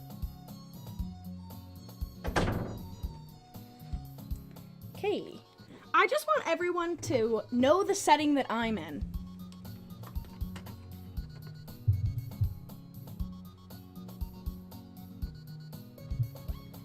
An unfinished basement. Okay? Everyone keep that shit in mind. Now that everyone's settled in, I expect Monica to kick off some scheduled activities. Doesn't seem to be the case. Yuri's face is already buried in a book. I can't help but note her intention. I'm sitting underneath my blanket right now. I surely wish that I could. I wish Sydney was here, my comfort person. She was waiting for this chance. Meanwhile, Natsuki's rummaging around in the closet. I hear Natsuki out an exasperated sigh from within the closet. She seems to be annoyed by something. I approach her in any case she needs a hand. You looking for something in there? Fucking Monica!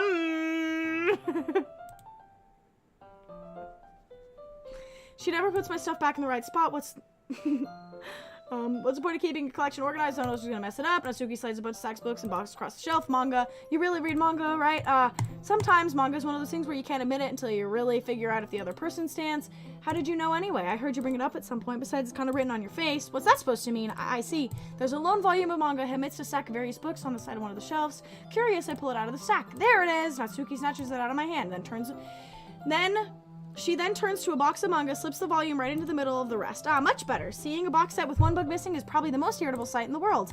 I know that feel. I get a closer look at the box set she's admiring. Parfait Girls is a series I've never heard of in my life. That probably means it's either way out of my demographic or it's simply terrible. If you're gonna judge, you can just throw it through the glass on that door. She points to the classroom door. Hey, I wasn't judging anything. I didn't even say anything. It was the tone of your voice. But I'll tell you one thing, Punka. Consider this a lesson straight from the Literature Club.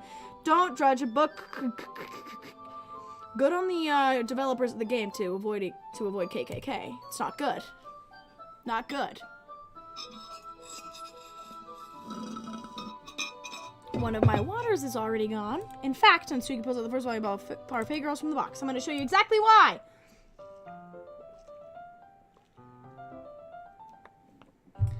She shoves the book right into my hands. I stare at the cover. It features 4 girls in a colorful attire striking animated feminine poses. It's exceedingly mo. Don't just stand there. What? Natsuki grabs my arm and pulls me out of the closet. She then takes a seat against the wall beneath the windowsills. Pats on the ground next to her, signaling me to sit there.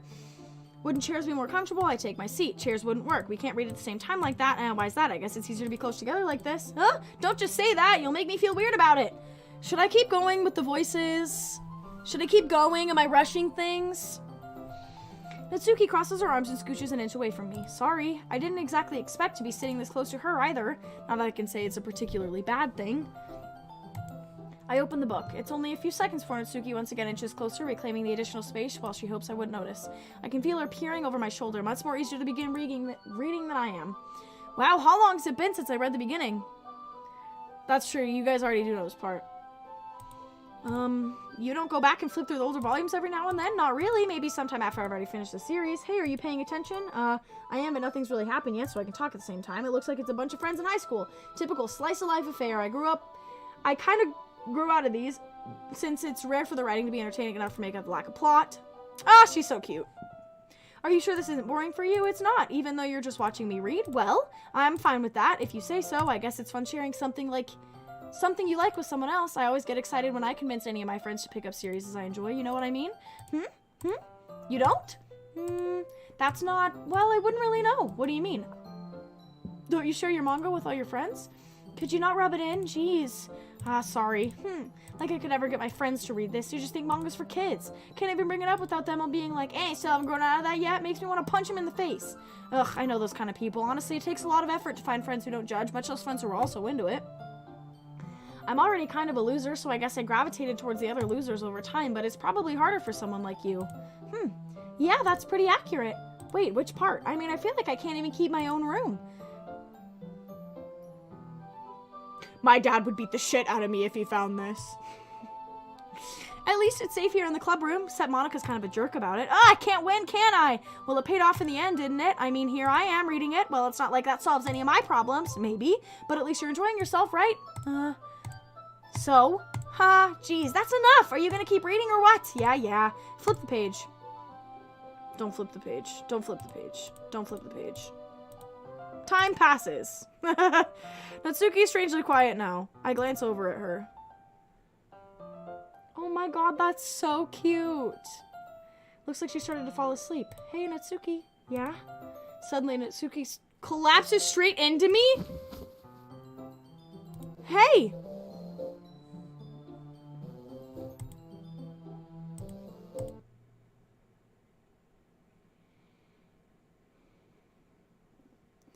Oh geez, Natsuki, are you okay?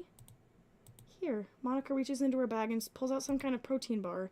She throws it in Natsuki's direction. Natsuki's eyes suddenly light up again. She snatches the bar from the floor and immediately tears off the wrapper. I told you not to give him... She doesn't even finish her sentence before stuffing it in her mouth. Don't worry, Punka, she's fine. It just happens every now and then. That's why I always keep a snack in my bag for her. Anyway, why don't we all share poems now? Did that happen the first time?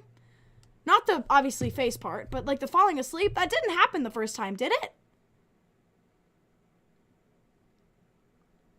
Right? Nope. Okay, good.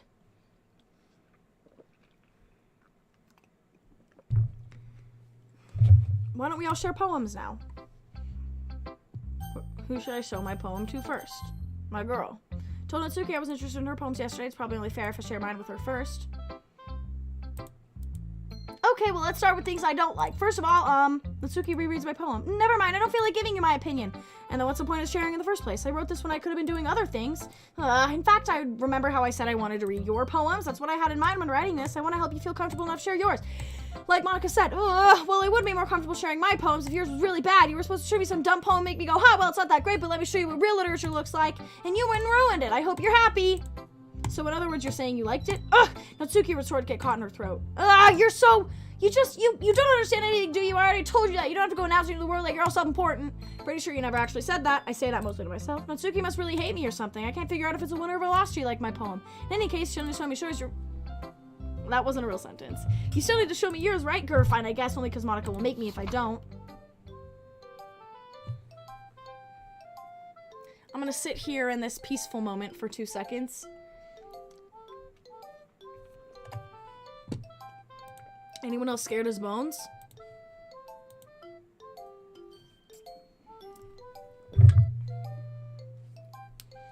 Eagles can fly, monkeys can climb, crickets can leap, horses can race. Good idea. Owls can seek. Checkpoint. No, literally. Cheetahs can run, eagles can fly, people can try, but that's about it. Here's the thing. I'm just convincing myself I'm not scared. I know that really, really fucked up things are gonna happen here pretty soon, so I'm enjoying the pleasantries while I can. We love being scared as bones. I just really want something to happen. It's stressing me out. No, literally! I'm so glad you guys feel the same. I really hate being scared as bones. This is not a fun feeling for me. Alright, it's time. Yeah, I told you you weren't gonna like it. I like it. What? Just be honest. I am. Why are you so convinced that I wouldn't like it? Well, because everyone in high school thinks I'm writing to be a... No, because I'm waiting for worse than FNAF stuff, okay? I know a little bit about what happens, and I don't know how we get there, and I'm scared! Okay, everyone in high school thinks that writing has to be all sophisticated and stuff, so people don't even think my writing seriously. But isn't the point of poems for people to express themselves? Your writing style wouldn't make your message any less valid. Yes, exactly, I like when it's easy to read, but it hits you hard. Like in this poem, seeing everyone around you do great things can be really disheartening, so I decided to write about it. Yeah, I understand, but the other nice thing about simple writing is that it puts more weight on the wordplay, like I set it up for a rhyme at the end, but made it fall flat on purpose. Helps me bring out the feeling in the last line. So you did. I guess more went into it than I realized. That's what it means to be a pro. Glad you learned something. Didn't expect me that from the youngest one here, did you? Yeah, I guess not. I decided to humor her with that last comment. I don't really care how old everyone is, but if Natsuki feels proud, then I won't take that away from her. Who should I show my poem to next? I'm scared of this bitch.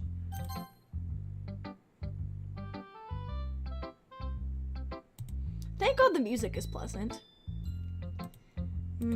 Yuri stares at the poem. A minute passes, more than enough time for her to finish reading. Oh! Sorry, I forgot to start speaking. It's fine, don't force yourself. I'm not, I just need to put my thoughts into words. Hold on.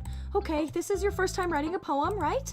Yeah, why do you ask? I'm just making sure, I guess, that it might be after reading through it. So it's that bad. No, did I just raise my voice? I'm so sorry. Yuri buries her face in her hands. Couldn't help but notice it's been several minutes and we really haven't gotten anywhere. It might take Yuri a while to get used to new people. It's fine, I really didn't notice. What were you saying? Right, just that there are specific writing habits that are usually typical of new writers, and having been through that myself, I kind of learned to pick up on them. I think it's most noticeable thing I recognize in new writers is that they try to make their own style very deliberate. In other words, they tend to pick up a writing style separate from the topic matter, and they form fit the two together. The end result is that in both the style and the expressiveness are weakened. Once Yuri finds her train of thought, it's as if her demeanor totally changes, her stammering's completely gone, she sounds like an expert. Of course, that's not something you can be blamed for. There are so many different skills and techniques that go into even writing even a simple poem. Not just finding them and building them, but getting them to work together is probably the most challenging part.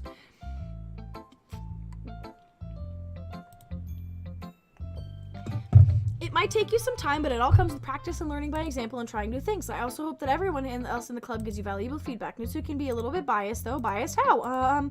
Well, never mind. I shouldn't be talking about other people like that. Sorry. It's fine. I'm not sure if Yuri's apologizing to herself, to me, or Natsuki.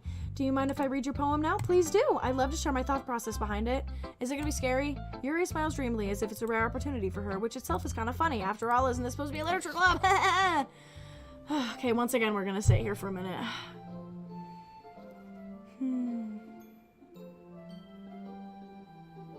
Why would you fucking say that? Why the fuck would you fucking say that? I wasn't even fucking thinking about the fucking closet. Why the fuck would you fucking say that?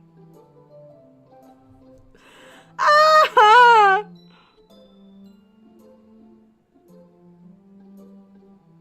You did that shit on purpose, for real. There's not gonna be anything in the closet. There's not gonna be anything in the closet. It's not that kind of game. My girl! Okay, so what if I need to pee? I feel like I should go pee here, right? While we're sitting in a checkpoint, if you will. We're gonna go pee. Sydney. Hi, Prince Handsome. Oh my goodness. Guys, I have something very special, keeping me very safe. Go now. I need you to see Handsome Baby, though. Oh, he's so beautiful. Isn't he beautiful? Okay, don't go. All right, I'm gonna go pee. Sydney?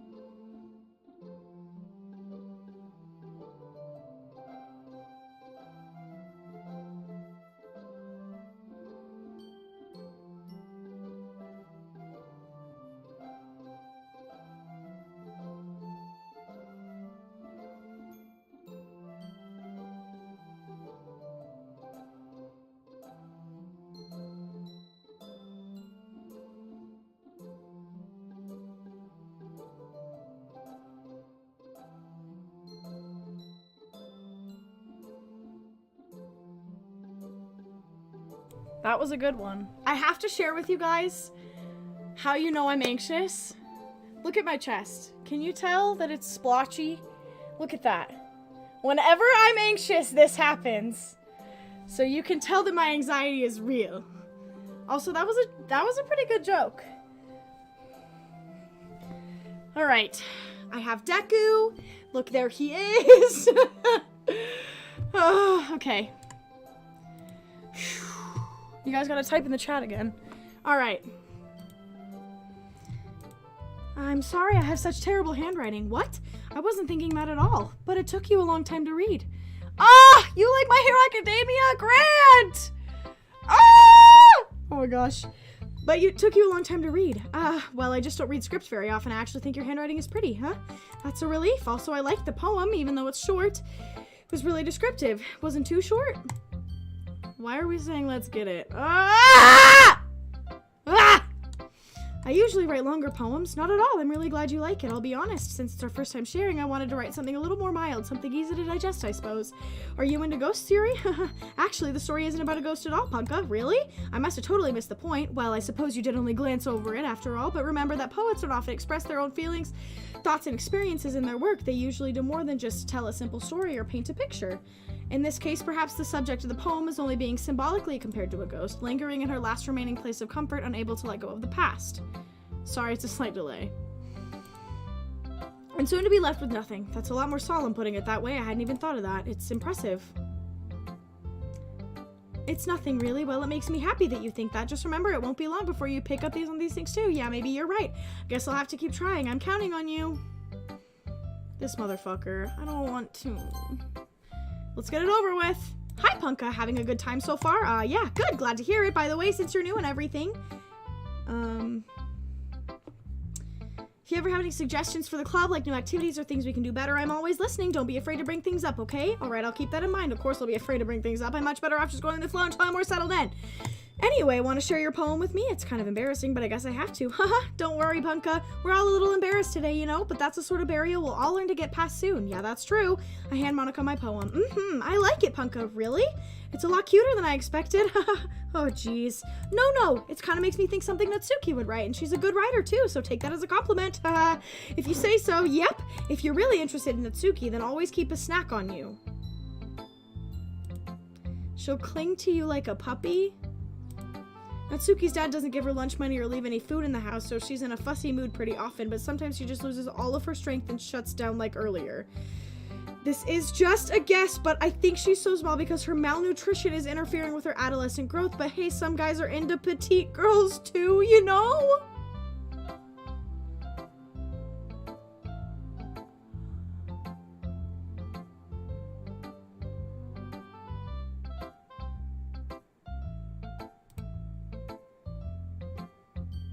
I'm gagged. Why the fuck would she say that? She's a Fortnite back bling? I don't know what that means. That was fucked up. Sorry, just trying to look at the bright side. Anyway, do you want to read my poem now? Don't worry, I'm not very good. You sound pretty confident for someone who claims you're not very good. Well, that's because I have to sound confident. That doesn't mean I always feel that way, you know? I see. Well, let's read it then.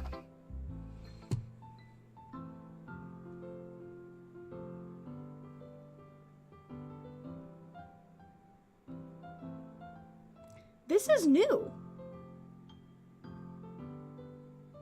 Right? But he wasn't looking at me. Confused, I frantically glanced at my surroundings, but my burned eyes can no longer see color. Are there any others in this room? Are they talking, or are they simply poems on flat sheets of paper? The sound of frantic scrawling playing tricks on my ears. The room begins to crinkle, closing in on me. The air I breathe dissipates before it reaches my lungs. I panic. There must be a way out. It's right there. He's right there. Swallowing my fears, I brandish my pen. That's new. So what do you think? It's very freeform if that's what you call it. Sorry, I'm not really the right person to ask for feedback. It's okay. Yeah, that kind of style has gotten pretty popular nowadays. That is, a lot of poems have been putting emphasis on the timing between words and lines.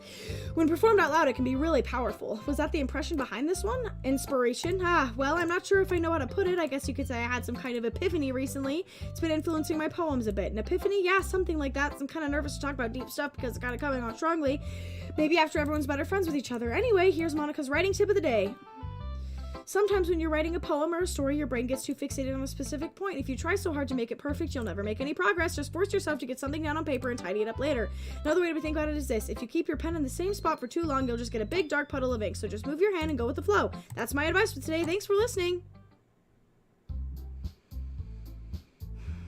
Phew, I guess that's everyone. Glance around the room. That was a little more stressful than I anticipated. Since everyone is judging me for my mediocre writing abilities, even if they're just being nice, there's no way my poems can stand up to theirs. That's a literature club after all. The music. Mr. Music Expert in the chat. The music, it's like low, like half a step lower, right? Or am I crazy? Maybe I'm crazy. I sigh, I guess what's that I ended up getting myself into. Across the room, Monika's writing something in her notebook. My eyes land on Yuri and Natsuki. They gingerly exchange sheets of paper, sharing their respective poems. As they read in tandem, I watch each of their expressions change. Natsuki's eyebrows in furrow and frustration. Meanwhile, Yuri smiles sadly. What's with this language, huh? Did you say something? Oh, no, it's nothing. Natsuki dismissively returns a poem with the desk with one hand. Guess you could say it's fancy. Ah, thanks. Yours is cute. Cute? Did you completely miss the symbolism or something? It's clearly about the feeling of giving up. How can that be cute?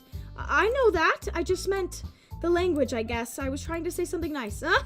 You mean you have to try that hard to come up with something nice? Oh, this is good. Grant was here for this one. Thanks, but it really didn't come out nice at all.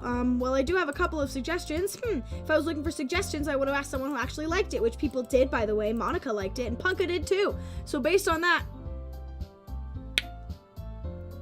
Grant, having you here is wonderful. Our resident music expert, everyone. And crazy that I heard that, first of all. Telling my coach tomorrow, for real. She'll be so proud of me.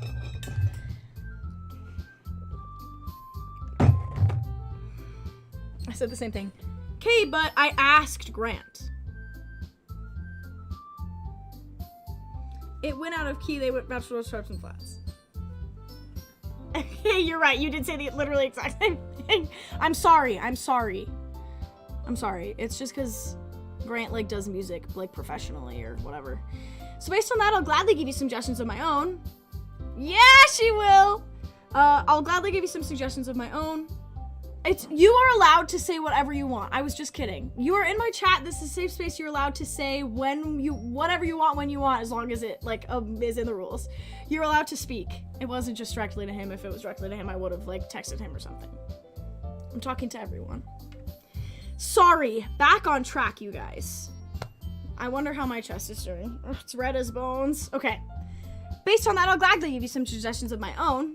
I've been playing cheer for like 10 years. That's incredible! I'm so jealous! No one in chat can talk except for me. True. I'm just kidding. Please, everyone talk all the time. First of all, excuse me, I appreciate the offer, but I spent a long time establishing my writing style. I don't expect it to change anytime soon, unless, of course, I come across something particularly inspiring, which I haven't yet. And Punka liked my poem, too, you know. He even told me he was impressed by it. Natsuki suddenly stands up. Oh, I didn't realize you were so invested in trying to impress our new member, Yuri. Huh? That's not what Yuri stands up as well. Maybe you're just jealous that Punka appreciates my advice more than he appreciated yours. Huh? And how do you know he didn't appreciate my advice more? Now, are you that full of yourself? No. If I was full of myself, I would deliberately go out of my way to make everything I do overly cutesy. No, please don't shut up, Grant. Please, please, please, please, please, please don't. Please. You guys are my comfort. You're the only reason I'm getting through this. If you guys weren't here, I genuinely would have quit when the first glitch happened. Please don't go.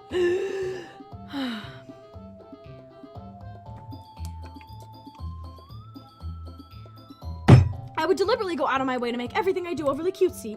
Well, you know what? I wasn't the one whose boobs magically grew a size bigger as soon as Punka started showing up. Natsuki, that's a little... This doesn't involve you! Taking out your own insecurities on others like that. You really act as young as you look, Natsuki. Me! Look who's talking, you wanna be edgy, bitch!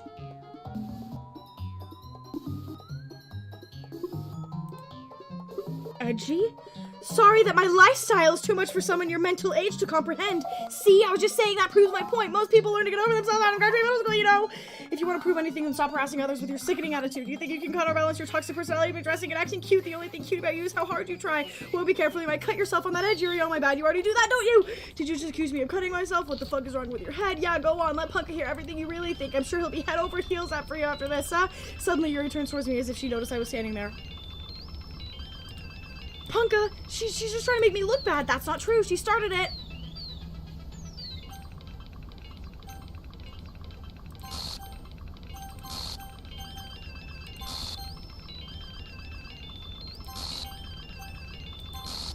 Please don't go, chap. Please don't go. Please don't go. No, please don't go. Please don't go. Please don't go. Please don't go. Please don't go. Please don't go. Please don't go. Please don't go. This motherfucker. Get the fuck off my screen, you ugly ass bitch.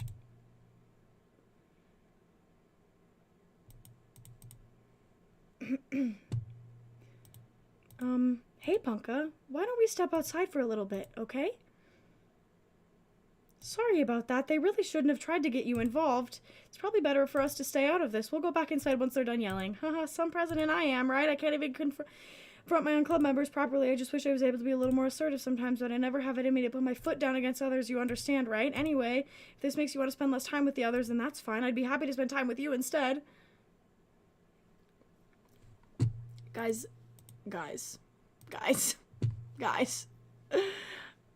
I don't know if you can see how splotchy my chest is, but it's crazy. Okay.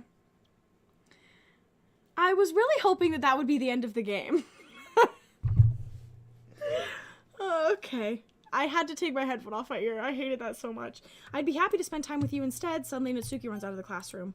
Oh, she's very sad. She quickly runs away. Oh, dear. Well, it looks like they're done. We're gonna go back in there. I didn't mean it. I didn't mean it. I didn't mean it. Yuri is rocking back and forth in her desk with her palms on her forehead. Yuri? I didn't mean it. I believe you. I have no idea what Yuri might have said to Natsuki, or did.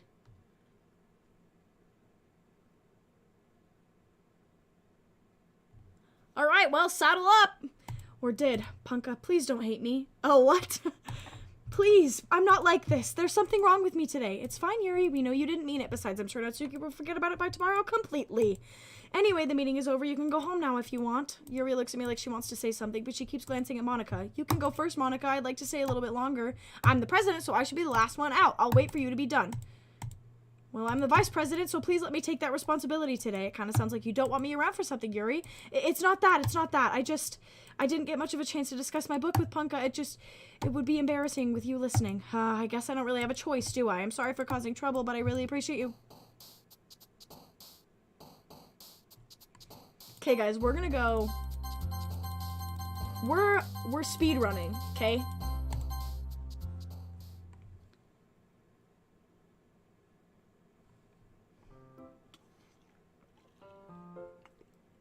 Are you fucking kidding me? Are you fucking kidding me? Do you fucking...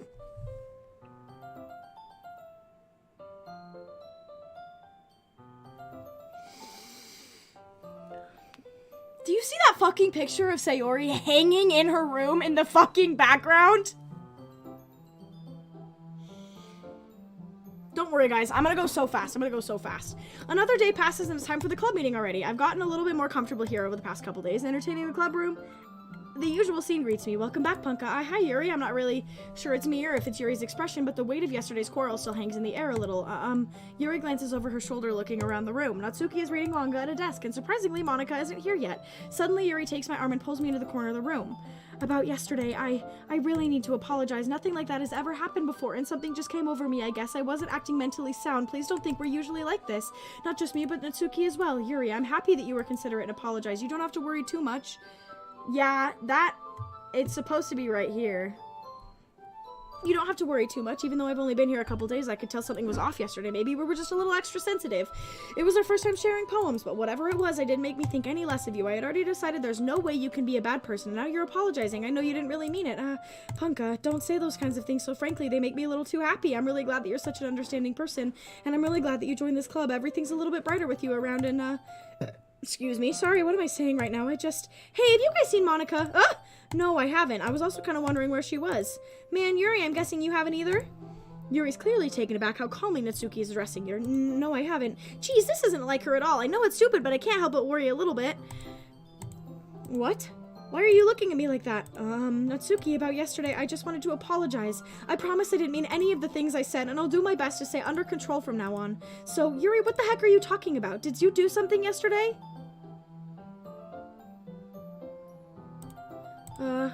Geez, whatever's on your mind, I'm sure it was nothing. I don't even remember anything bad happening. You're the kind of person who worries too much about the little things, aren't you? But I'll accept your apology anyway if it makes you feel better about it. Got knocked out for real. Besides, it's kind of nice to hear, since I was always afraid you secretly hated me or something like that. Hee hee, no, it's not that at all. I don't hate you. Haha, well, you're kind of weird, but I don't hate you either. Natsuki turns to me. You're still on trial, though. Hey! Suddenly, the door swings open. Sorry, I'm super sorry. There you are. I didn't mean to be late. Hope you guys weren't worried or anything. Nah. Well, Natsuki was. I was not! What took you so long anyway? Well, my last period today was study hall, to be honest. I just kind of lost track of time. That makes no sense, though. You would have heard the bell ring at least. I must not have heard it since I was practicing piano. Piano? I wasn't aware you played music as well, Monica. Don't give me more credit than I deserve. I guess I've been practicing for a while, but I'm still not really good yet. Still, that must require a lot of dedication, so I'm still impressed. Oh, well, thanks, Yuri. You should play something for us sometime. That's... Monica looks at me. Well, I am working on writing a song, but it's not quite done yet. Oh, she's literally Orpheus. It's not done yet. Maybe once I get a little better, I will. Sounds cool. I look forward to it. Is that so? In that case, I won't let you down, Punka. Monica smiles sweetly. I didn't mean any pressure or anything like that. Don't worry. I was hoping that I could share it with you anyway. I guess that's why I've been practicing with so much recently. I see. I'm not sure if Monica was referring to the whole club or just me. In that case, best of luck. Thanks. So I didn't miss anything, did I? No, not really. Chose not to bring anything the three of us talked about. Besides... No, because... Grant is literally Orpheus. Besides, Natsuki's already run off into the closet. Punka, since your compliments put me in a good mood, I was wondering if you'd like to spend some time together today. I mean, in the club. I suppose so. I don't think I could say no to you after you gave me that book. Yo, who is Orpheus? Orpheus is he's a person from Greek mythology. He was raised by muses, and after Persephone got taken by Hades, there was no spring for a while, so Orpheus was tasked to write a song that would bring spring back. The whole story of Orpheus is he meets this girl Eurydice, who he falls in love with, but then he dedicates so much time to his song that he ignores Eurydice. Hades comes to Eurydice and is like, hey girl, come with me, I know you're gonna be happier down in the underworld. They go down to the underworld together, and then Orpheus goes down to the underworld to try and save Eurydice.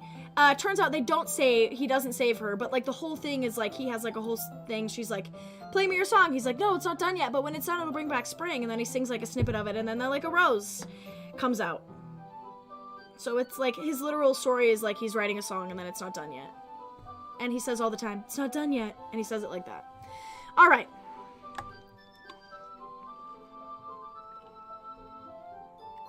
Greek mythology lore. I've got a lot of it. I don't think I could say no to you after you gave that book to me. Well, I guess I need to make sure Natsuki isn't waiting for me after we finished reading yesterday. She's fine. She's reading over there, see? Don't think about her so much. She's used to being ignored. Come on, we're going over there. Bitch. What's the story about anyway? Well, I look at the cover of the book. The book is titled Portrait of Markov. There's an ominous-looking eye symbol on the front cover. Basically, it's about this religious camp that was turned into a human experiment prison. And the people trapped there have this trait that turns them into killing machines that lust for blood, but the facility gets even worse, and they start selectively breeding people by cutting off their limbs and affixing them to... Ooh, that might be a little bit of a spoiler, but anyway, I'm really into it. The book, I mean, not the thing about the limbs. It's kind of dark, isn't it? Yuri made it sound like it was going to be a nice story, so that dark turn came from nowhere. Are you not a fan of this sort of thing, Punka? No, it's not that. I mean, I can definitely enjoy these kinds of stories, so don't worry. I hope so.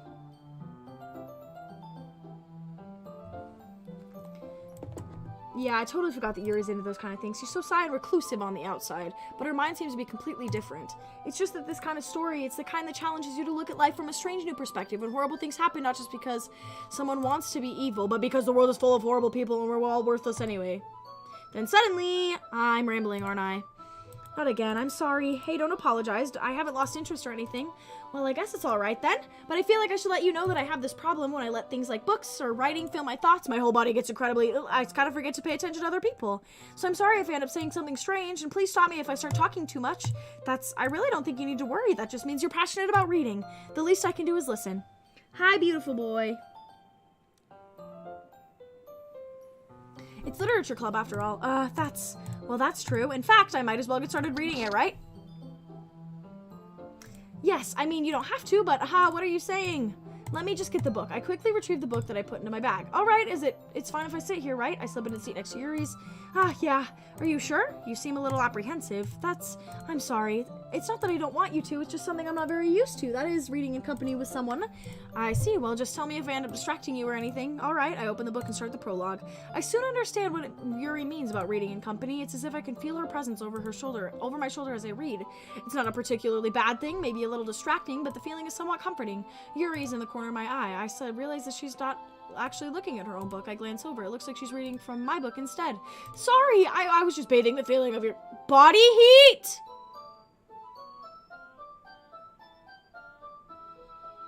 She's a robot. Yuri, you really apologize a lot, don't you? I do. I don't really mean to. Sorry. I mean,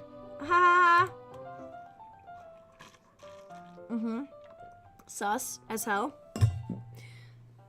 Body heat, crazy. Here, this should work, right? I slide my desk up until it's up against Yuri's, then hold my book more between the two of them. I suppose so. Yuri timidly closes her own copy. Once we each lean in a little bit, our shoulders are almost touching. Feels like my left arm is in the way, so instead I use my right hand to hold the book open. I guess it makes it kind of difficult to turn the page. Here.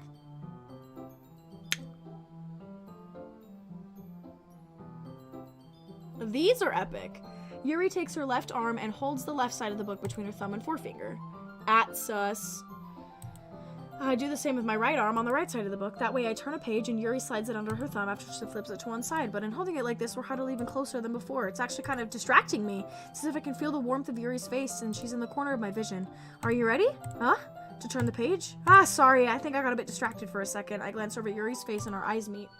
Look at that bombastic side eye.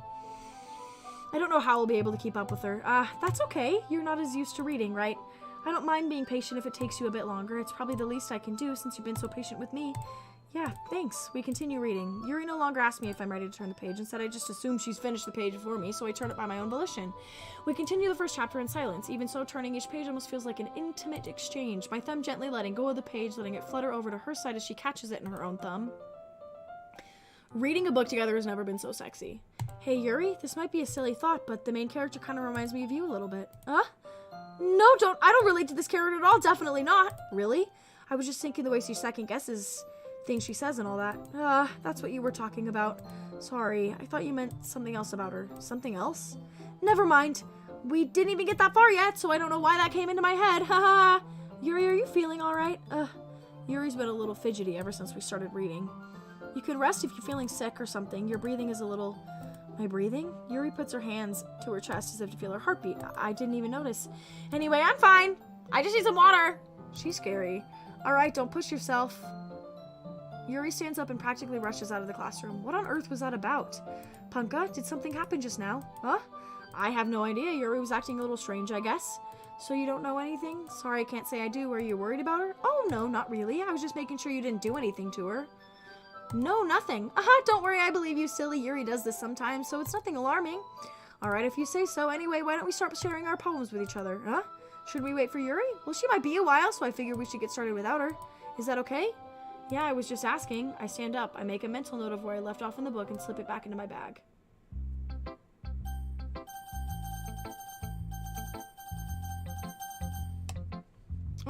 Guys, I'm almost out of water again already.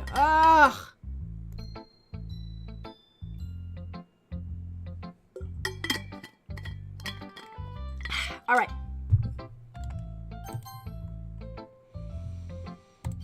Well, it's not terrible. It's pretty disappointing after your last one. Then again, if this was as good as your last one, I'd be completely pissed. Well, I guess I want to try something different this time.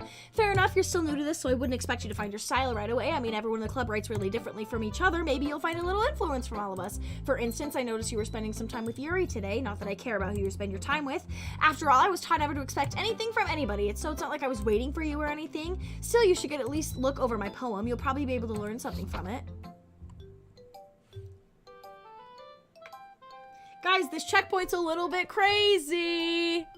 This checkpoint, absolutely, it's beautiful. T3B, LB, IB, ZB, 3ZY, LFROAX, JKIEV, 5ZQ, period. Equal.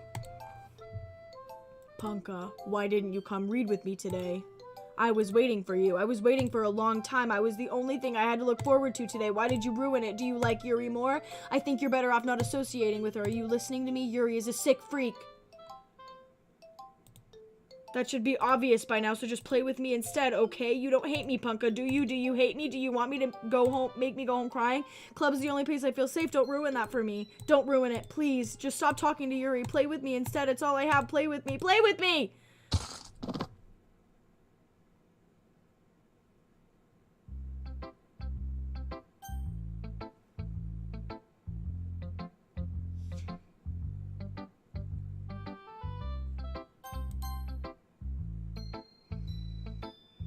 Well? Hi again, Punka. How's the writing going? Alright, I guess. I'll take that as long as it's not going bad. I'm happy that you're applying yourself. Maybe soon you'll come up with a masterpiece. I wouldn't count on that. You never know. Didn't even get a chance to respond. No, literally. You never know. Want to share what you wrote for today? Sure, here you go. I gave my poem to Monica. Alright, great job, Punka. I was gonna ooh in my head while reading it. It's really metaphorical. I'm not sure why, but I didn't expect you to go for something so deep. I guess I underestimated you. It's easiest for me to keep everyone's expectations low. That way it always counts when I put in some effort. That's not very fair. Well, I guess it worked anyway. You know what? You know that Yuri likes this kind of writing, right? Writing's full of imagery and symbolism. Sometimes I feel like Yuri's mind is totally detached from reality. I don't mean it like it's a bad thing, though, but sometimes I get the impression she's just totally given up on people. She spends so much time in her own head, it's probably a much more interesting place for her. But that's why she gets so happy when you treat her with a lot of kindness. I don't think she's used to being indulged like that. She must be really starved for social interaction. Don't blame her for coming on a little strongly. Like earlier, I think if she gets too stimulated, she ends up withdrawing and looking for alone time. Suddenly the door opens. Yuri, I'm back! Did I miss anything? Not really. Well, we all started sharing our poems with each other. Already? I'm sorry for being late. No need to apologize. We still have plenty of time, so I'm more than glad that you took all the time we needed. Alright, thanks, Monica. I suppose you're supposed to get my poem now, but anyway, you want to read my poem now? I like the way this one turned out. I hope you do too.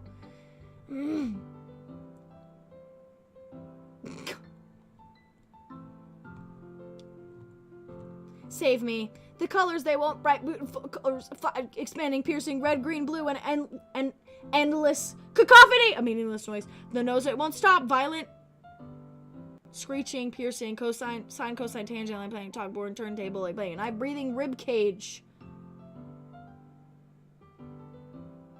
Endless poem of meaningless. Delete her.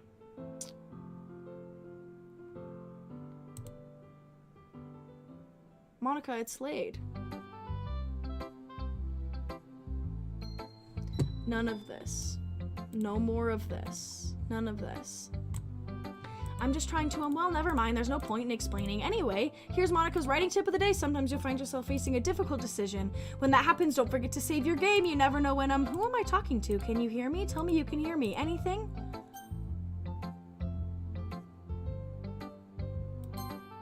That's my advice for today. Thanks for listening.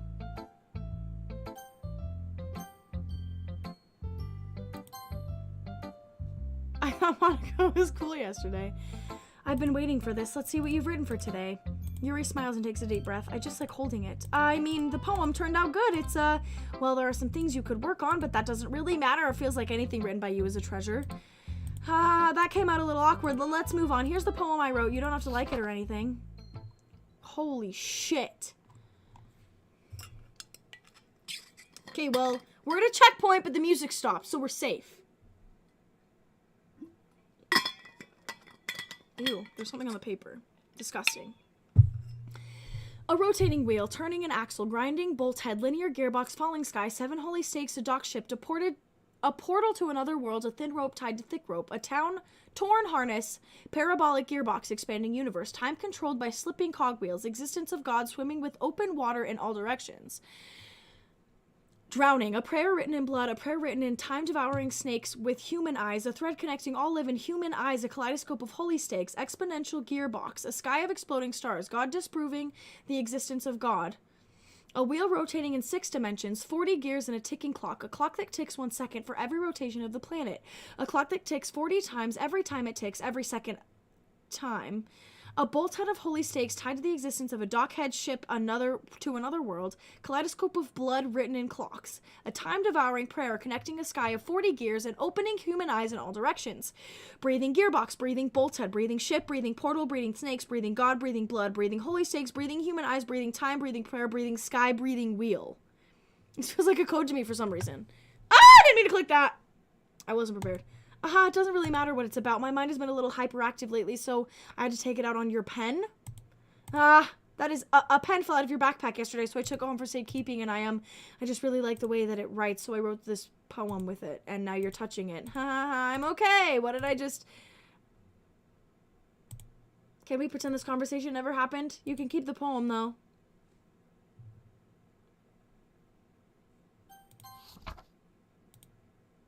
You know, I was afraid of that. I should have...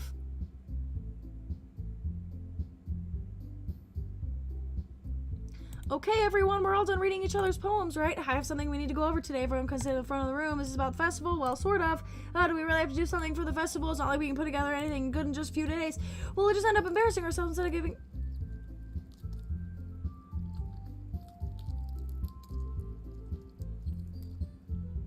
a damn game and its bad graphics. I'm not loving the squelching, you guys. I'm really having a hard time with the squelching. We'll just end up embarrassing ourselves on getting any new members. That's a concern of mine as well.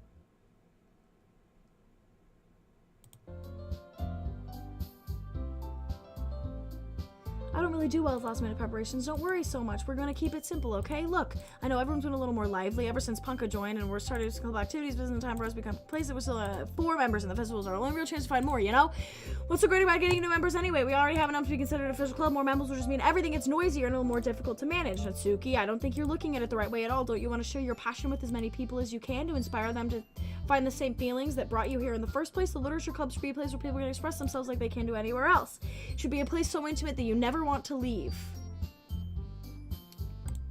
I know you feel that way too. I know we all do. So that's why we should work hard putting something together for the festival, even if it's something small, right, Punka? Oh, come on. You can't take advantage of Punka to agree with you just because he doesn't know how to say no to anything. Look, Monica, do you really think any of us here joined the club with other people in mind? Yuri never even talked until Punka joined. As for me, I just like it better here than I do at home, and Punka isn't even passionate about literature in the first place, and that's everyone. Sorry, but you're really the only one who's interested in finding new members. The rest of us are fine like this. I know you're president and all, but you should really consider our opinions for once. Oh man, Natsuki's gonna die next. Monica is clearly taken aback by Natsuki's words. That's not true at all. I'm sure Yuri and Punka want to get more members too, right?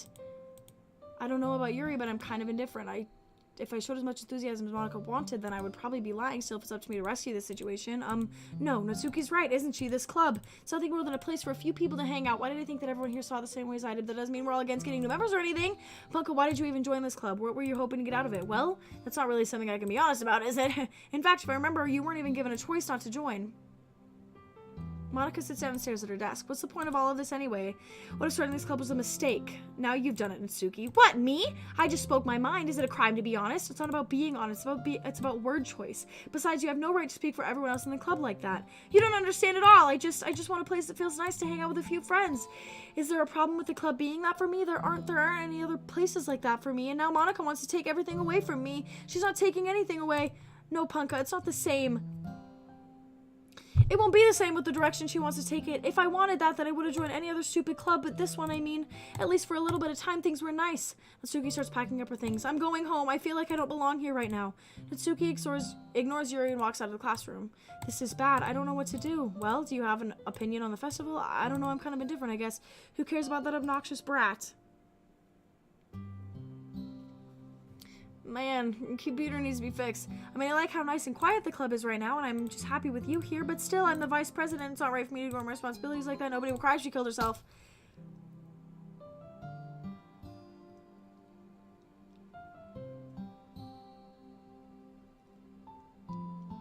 might.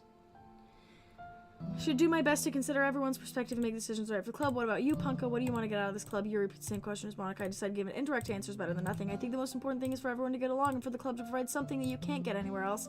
I don't think it's about how many members, rather the quality of each member. That's what will end up making the Doki Club a special place. I see. Running on 8-bit graphics. No, literally. I really agree with you. Each member contributes their own qualities in a special way. With each change in the members, the identity of the club will change too. I don't think that's necessarily a bad thing, stepping out of your comfort zone in a while. So if you'd like to help Monica with the festival, then I'm on your side as well. Alright, well maybe we can all talk to Natsuki tomorrow. Yuri nods.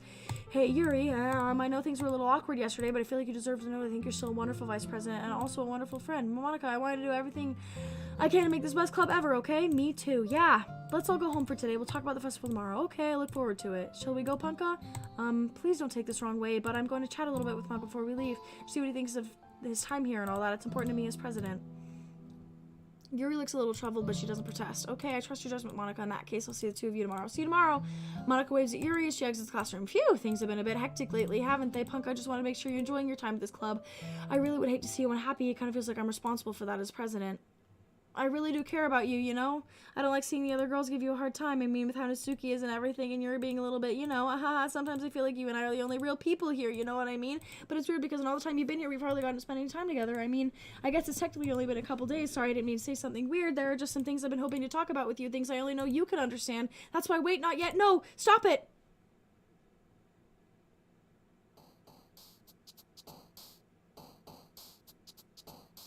Monica's trapped in the game!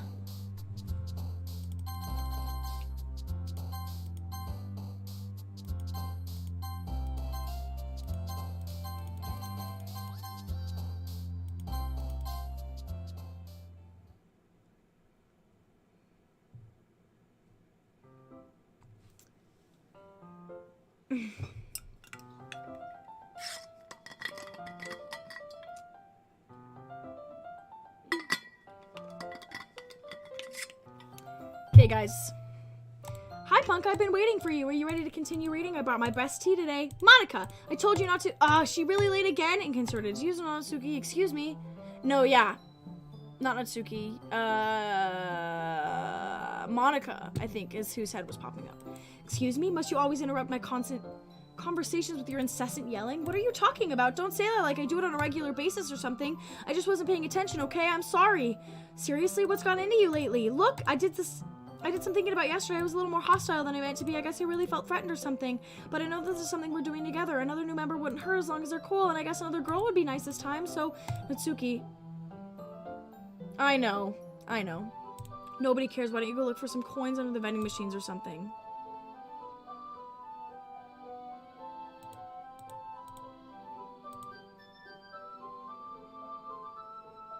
Oh man, I'm the last one here again. Were you practicing piano again? Yeah, haha. You must have a lot of determination starting this club and still trying to take time for piano. Well, maybe not determination, but I guess passion. It motivates me to work hard for the festival like I do. Anyway, Punka, what do you want to do today? I was thinking we already have plans today. Is that so, Yuri? Yes, that's correct. Punka's already engaged in a novel that we're reading together. Aren't you glad I've already gotten him into literature, Monica? I suppose I was just actually, it doesn't matter. It really doesn't. You guys can do whatever you want. Yes, thank you for understanding, Monica.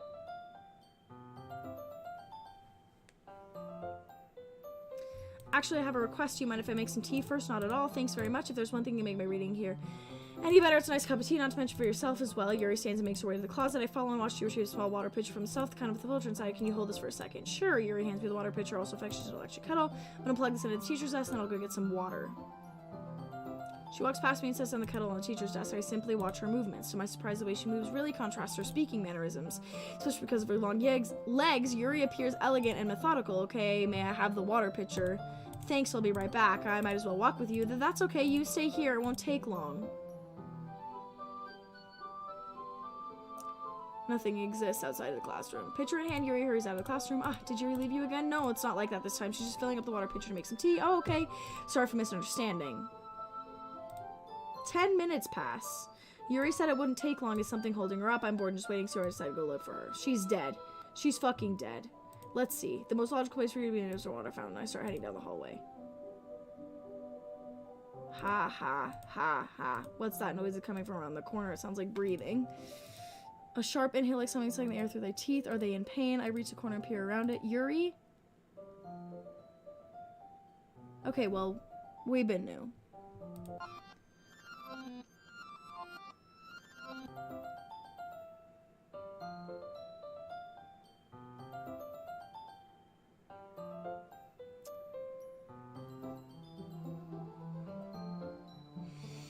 I'm back. Thanks for waiting patiently, Punko. Do you like oolong tea? Ah, yeah, anything is fine. Very well. Yuri sets the temperature on the kettle to 200 degrees. Now it's time to get to the teapot. You really do this properly, don't you? Of course, I shouldn't do it any less when I'm making tea for others, even if I'm not an expert on tea or anything. In that case, you'll only be more impressed. And perhaps I will opt for the teapot and begins measuring the tea leaves. To my surprise, she starts humming a little to herself. You must be in a good mood now. She has to process for a sec. I'm lagging. Shh. I'm once again out of water and have to pee, but I know that we still have so much fucking time. So I'm trying because I want to finish the game while you guys are here, but I know you guys all have places to be.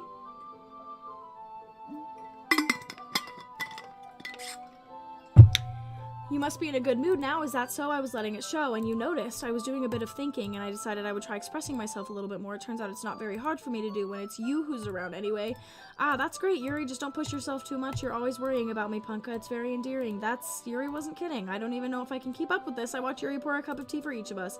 Punka, I have another request. Do you mind if we sit down on the floor today? Why is that? It's just a little bit easier on my back. Could we with my back against the wall rather than bending over at my desk? Ah, sorry, I didn't even realize. No worries. I just have back pain fairly regularly. I do my best to manage it. No!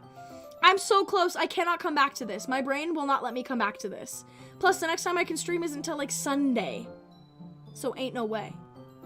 You guys can watch the VOD, but just don't leave. Don't leave, please. You guys are my comfort people. I just have back pain fairly regularly. I do my best to manage it. Is that so? I wonder why that is. Most likely because your posture, right? Always hunched over like that while reading? Yes! I have terrible reading posture, so that's why we should sit down on the floor. Fair enough. I'll go ahead and get the book. I retrieved the book from my bag. I have some chocolate as well. Okay, girl, you can leave if you have work in 4 hours. Holy shit. Please. Please. Take care of yourself. I have some chocolate as well. Bag of small chocolate candies. I take it since it'll go well with tea. Yuri and I sit against the wall, teacups at our sizes. If in sync, we assume the same reading position, each holding one half of the book. Except this time our bodies are even closer together. I can't see too well. Yuri slides closer until our shoulders are touching. How am I supposed to focus on reading like this? Yuri was always kind of cute, but she's being less apprehensive. It's almost more than I can handle. Your teacup. Yuri hands me my teacup, holding it with my hand. That's holding book. I'm in a position that makes it even harder to focus because now I need to worry about making sure I don't actually touch her chest. Meanwhile, Yuri hasn't noticed a single thing. She wears her intense reading expression, and the world around her faded away. I use all my willpower to focus on reading. After a few minutes, I finally managed to relax a little. I put the teacup between my legs and fumble with the chocolate wrapper. Ah, sorry, I briefly let go of the book to finish opening the wrapper. You can have as much as you want. That's okay. I won't take any. Are you sure? Well, if I touch it, then I might get smudges on the pages. Ah, you're right. I didn't even think about that. My bad. No need to apologize. I'll hold the book, okay? Are you sure? Of course. She's beautiful. Yuri opens the book with two hands. She holds it so I don't have any harder time reading from it. But as a result, her left arm is practically resting on top of my leg. Well, in that case, Yuri's already focused on reading again. Take the chocolate candy and pop it into my mouth. And I take another chocolate and I hold it up to Yuri. She doesn't even look away from the book. She simply parts her lips as if the situation was completely natural. But that means I can't stop here. I apprehensively place the chocolate in her mouth. Just like that, Yuri closes her lips over it. Yuri's expression suddenly breaks. Did I just... Yuri looks at me like she needs to confirm what just happened. Punka, sorry, I guess I shouldn't have done that. Yuri starts to breathe heavily. I can't, Punka. Suddenly, Yuri forcibly grabs my arm and jerks me to my feet. My teacup gets knocked over. Punka, my heart won't stop pounding, Punka. I can't calm down. I can't focus on anything anymore. Can you feel it, Punka? Yuri suddenly presses my hand against her chest. Damn. Why is this happening to me? Lately, I'm losing my mind. I can't make it stop. Even makes me not want to read. I just want to look at you.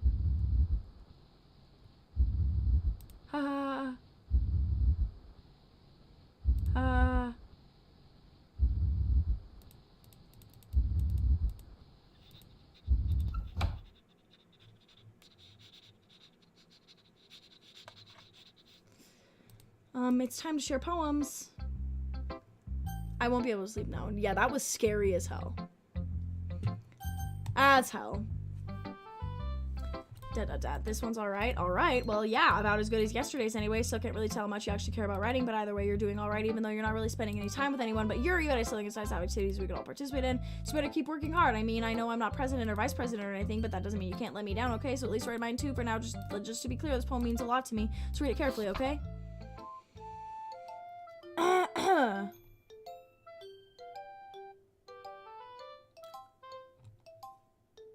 Yuri is scary. I don't know how else to bring this up, but there's been something I've been worried about. Yuri's been acting kind of strange lately. You've only been here a few days, so you may not know what I mean, but she's not normally like this. She's always been quiet and polite and attentive, things like that. Okay, this is really embarrassing, but I'm forcing myself to suck it up. The truth is I'm really worried about her, but if I try to talk to her, she'll just get mad at me again. I don't know what to do. I think you're the only person she'll listen to. I don't know why, but please try to do something. Maybe you convince her to talk to her therapist. I've always wanted to try to be better friends with Yuri, and it really hurts me to see this happening. I know I'm going to hate myself later for admitting that, but right now I don't care. I just feel so helpless. So please see if you can do something to help. I don't want anything bad to happen to her. I make you cupcakes if I have to. Just please try to do something. As for Monica, I don't know why, but she's been really dismissive about this. It's just like she wants us to ignore it, so I'm mad at her right now, and that's why I'm coming to you about this. Don't let her know I wrote this. Just pretend I gave you a good poem, okay? I'm counting on you. Thanks for reading. Damn.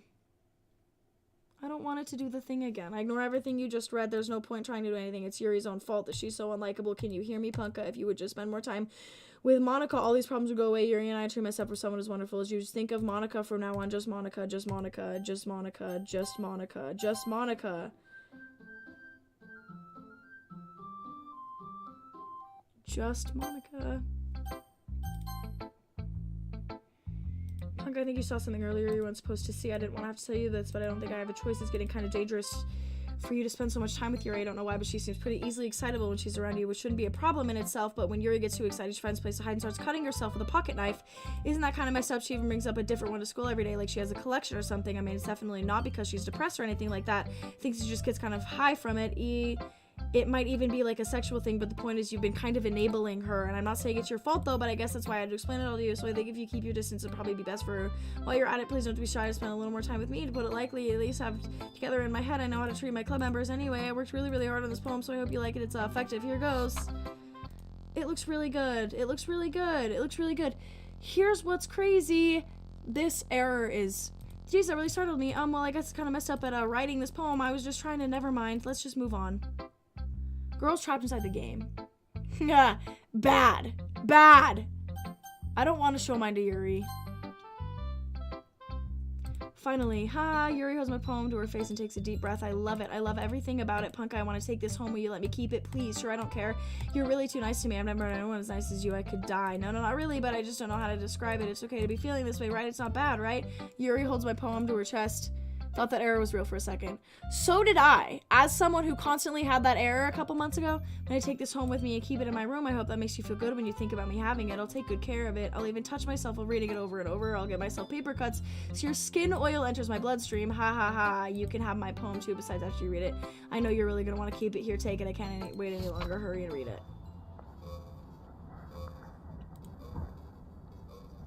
Do you like it? I wrote it for you. In case you couldn't tell, the poem is about, and more importantly, I endowed it with my scent. See, aren't I the most thoughtful person in the club?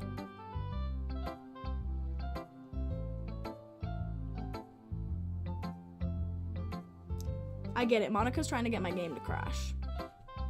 I think I'm gonna vomit. Oh god.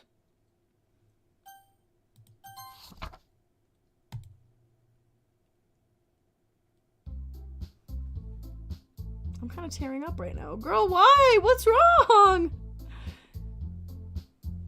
Okay, everyone, it's time to figure out the festival preparations and get this over with. Stagnating air is common, foreshadowing that something terrible is about to happen. Look, when you just get this done, I'm going to be printing and assembling all the poetry. Pamphlet Suzuki, you can make cupcakes. I know you're at least good at that. Yuri, you can, well, it doesn't matter. Do whatever you want as long as you think it'll help. Monica, I'm not useless, you know. I know that I already know what I like to do. We can't run a successful poetry event without any atmosphere, so I'm going to make decorations, set up nice mood lighting. There, you see, that's a great idea, and that gives us all something to do. What about Punka? Punka's going to help me. Wait, you have the easiest job, Monica. Yeah, those I don't like it.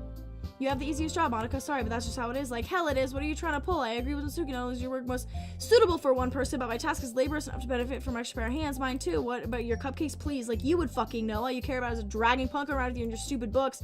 You and Monica. Hey, I didn't even do anything. Okay, then why not let Punka decide who to help instead of abusing your power? I'm not abusing my power. Yes, you are, Monica. Just let Punka make the choice. Okay, fine. Jeez, Punka, I know how you fed up you are these 2 weeks. Just let Suki shut your fucking mouth and let him decide for himself. You shut your mouth for God's sake. This is never gonna end. Just make the choice, okay?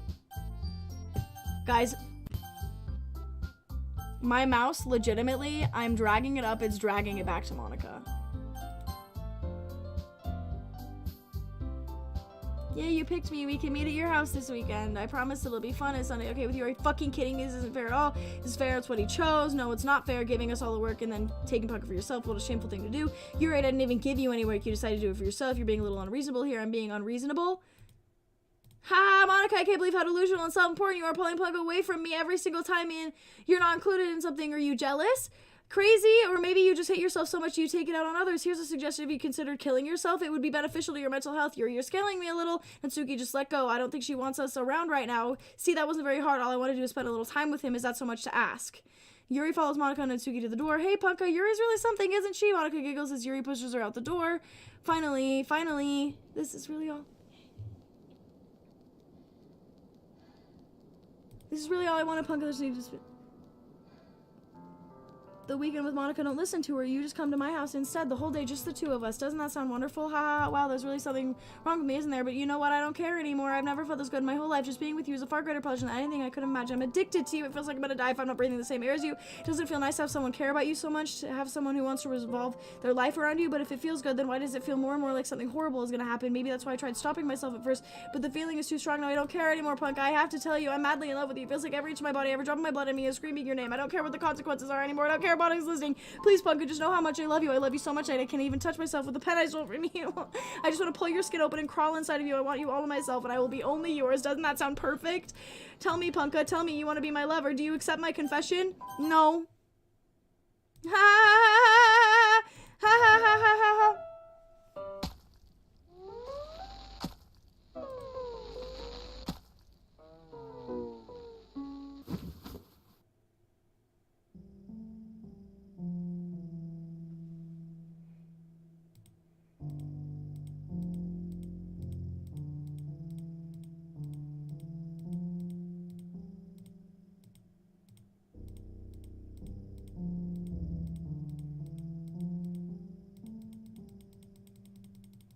Damn.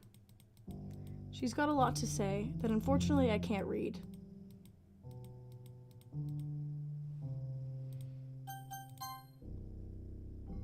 Oh my god. Can you go back and hit yes? You're gonna want to use the skip button. No, I didn't save it, so no.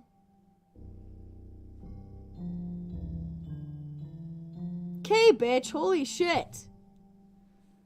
Guys, I want you to know I'm watching through my second monitor because it's a littler screen.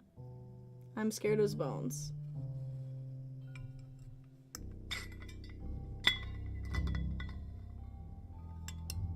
Made me watch that. I think no matter what, that the answer was gonna be her killing herself.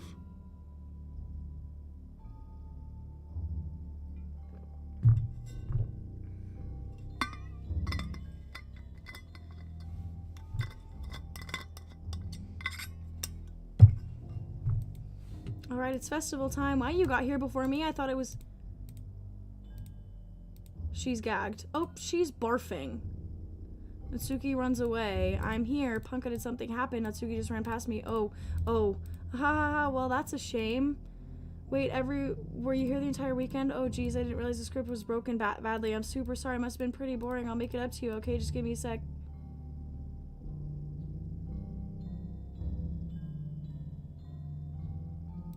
I'm almost done. I just want to have a cupcake real quick. Monolith foil. Seriously, these are the best dishes. I want to have them since the last time I'll ever get the chance, you know, before they stop existing and everything. But anyway, I really shouldn't be making you wait any longer. Just bear with me, okay? This should only take a second.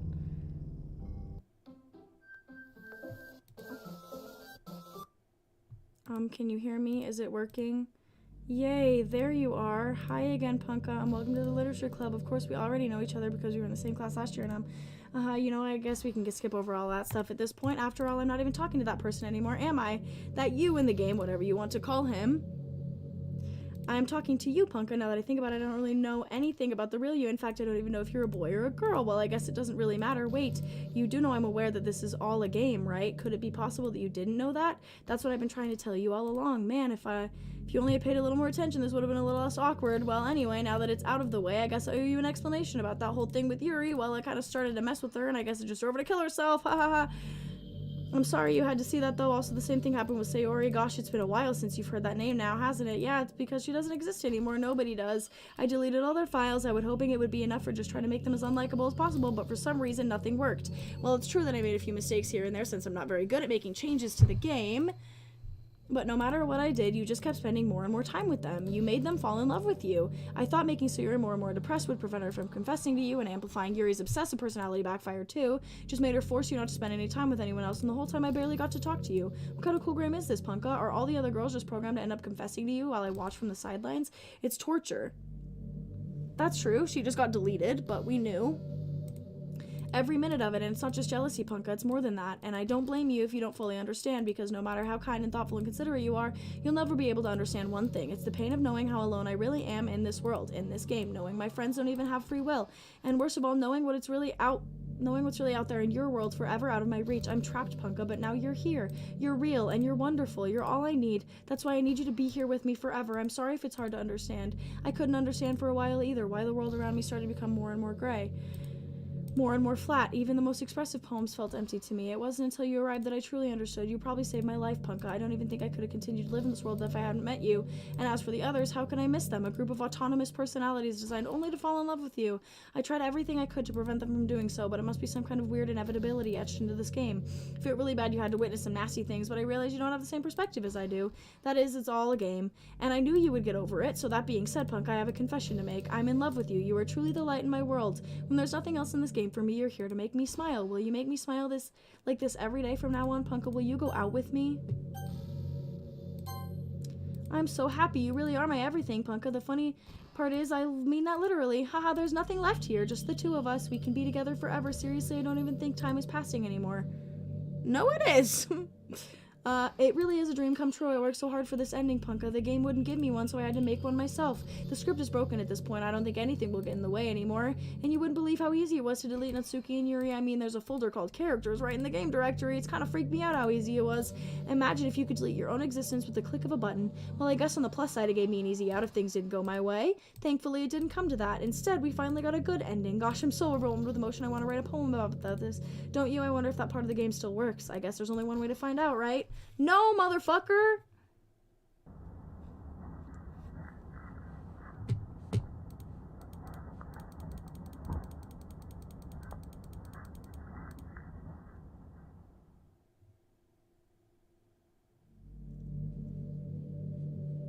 Write a perfect poem for Monica. You guys can't see it.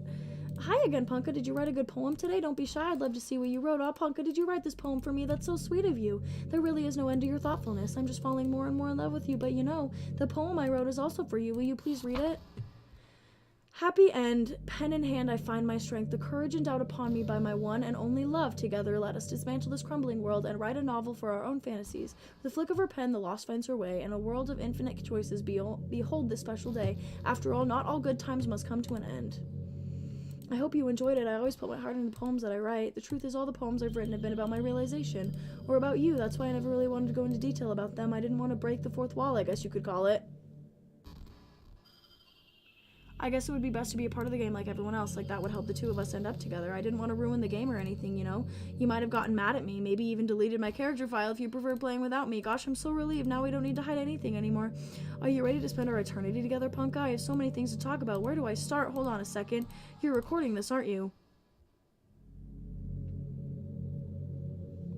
Hi everyone. Sorry I can't exactly read your comments from here, but do you mind telling your friend it's a little bit rude for them to start recording me without any warning? I'm sure some people don't mind, but I get really self-conscious on camera. Oh gosh, I feel like I'm being put on the spot now. Let's see. Do you want to see a trick? I can't really do much except a couple things. Are you ready?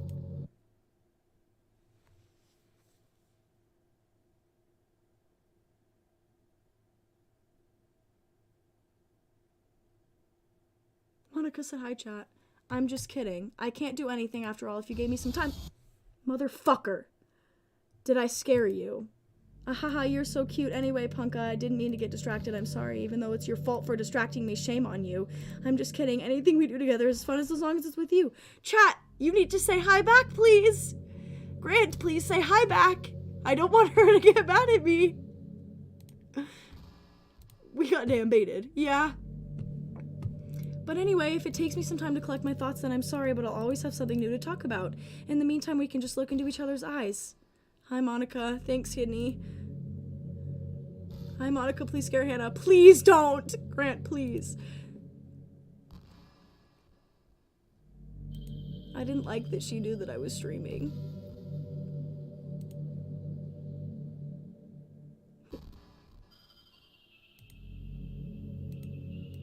Can we go,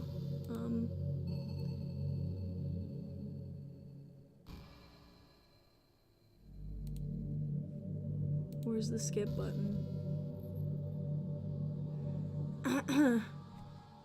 This is pretty random, but I always thought spicy food was kind of funny. Like, didn't plants evolve to be spicy to prevent them from being eaten? I read somewhere that humans are the only species that actually enjoy spicy food. It's almost like we're making fun of the plants, using their defense mechanism to literally make our food more enjoyable. Like, imagine a monster that devours you whole because it enjoys the sensation of you struggling for your life while being digested. Sorry, that was kind of a weird analogy, I guess. It just came into my head. I'm not a monster or anything, but you're so cute I could eat you up. Ahaha, I'm joking. Gosh, I'm amusing myself a little too much, aren't I? Sorry for being weird. It's okay, girl. I'm just gonna take a sip of water.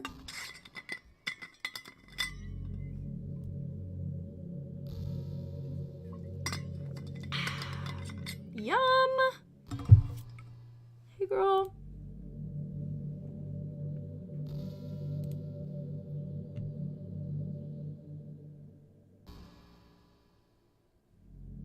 Hey, what's your favorite game? Mine is DokiDoki Literature Club. Aha, that was a joke. But if you tell me you like some other romance game better, I might get a little jealous.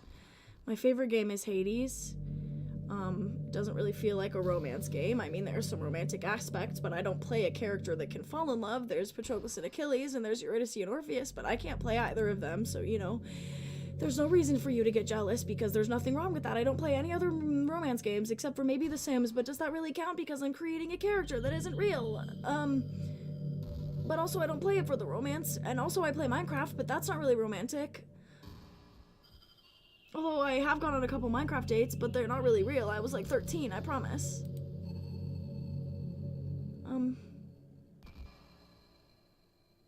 Did you know I'm on Twitter?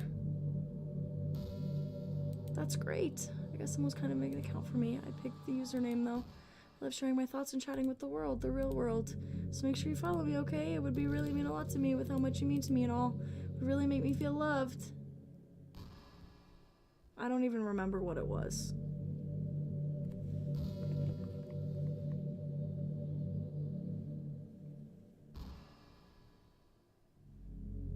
I'm trying. I'm going. I don't remember her name.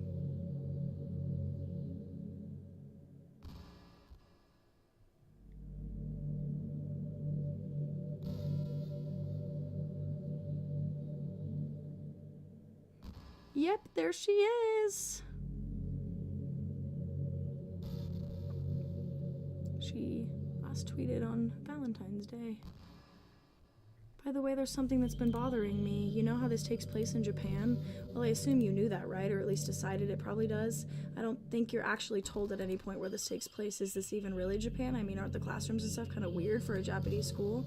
Not to mention everything's in English. Feels like everything is just here because it needs to be in the actual setting as an afterthought. It's kind of giving me an identity crisis. All my memories are really hazy. Feel like I'm at home, but I have no idea where home is in the first place. I don't know how to describe it any better. Imagine looking out your window, but instead of your usual yard, you're in some unknown place. Would you still feel like you were home? Would you want to go outside? I mean, I guess if we never leave this room, it doesn't really matter anyway, as long as we're alone and safe together. This is really our home. Hi, Percy! And we can still watch the pretty sunsets after night.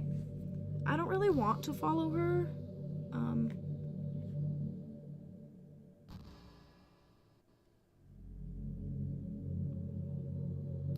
I'm gonna be honest, this is just a continuous convo. So I, like, leave? Like, it never ends? Like, this is the end of the game?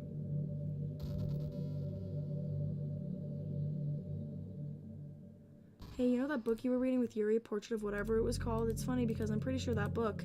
actually, I don't think I should be talking about this. Haha, sorry, just forget I said anything.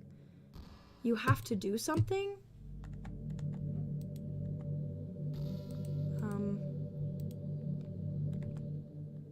Okay. Okay. Let's see, Perseus, please don't scratch that. No, no, no, no, no, no. I have to do something. Okay, probably load, right? Load? Load? Or save? Load. Okay. Come up. Do what she did to the other characters. Okay, I don't know how. Bunka, do you get good sleep? I exit?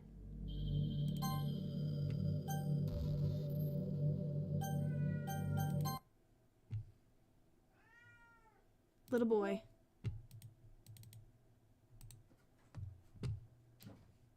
How?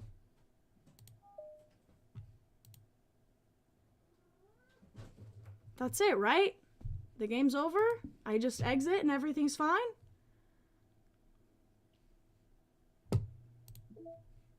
I'm still missing a lot of pictures. Perseus. That one's cute. I'm still missing so much stuff. Cute.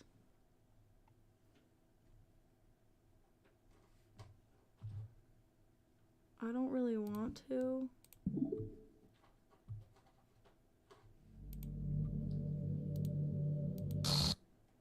What's happening? Punka, what's happening to me? It hurts. It hurts so much. Help me, Punka. Ooh. Please hurry and help me. Help me. Perseus! Did you do this to me, Punka? Did you? Did you delete me? How could you? How could you do this to me? You were all I had left. I sacrificed everything for us to be together. Everything. I loved you so much, Punka. I trusted you. Do you just want to torture me? Watch me suffer? Were you only pretending to be kind just to hurt me even more?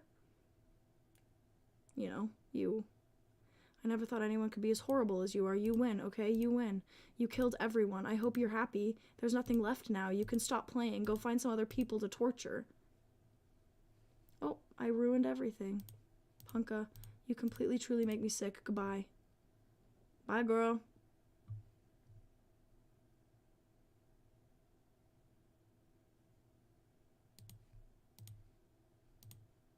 I still love you. I can't help it. What's wrong with me? How horrible am I for you to hate me this much? All my friends, I did so many awful things, so many selfish and disgusting things. I shouldn't have done any of this. I'm just messing up a world that I didn't even belong in. A world that you wanted to be a part of. I ruined it. I ruined everything. Maybe that's why you deleted me, because I destroyed everything that you wanted. How could I do that to someone I love? That's not love. That's really fucked up. I've made up my mind, Punka. I know I said that I deleted everyone else, but that was kind of an exaggeration. No, literally, they all just, like, died.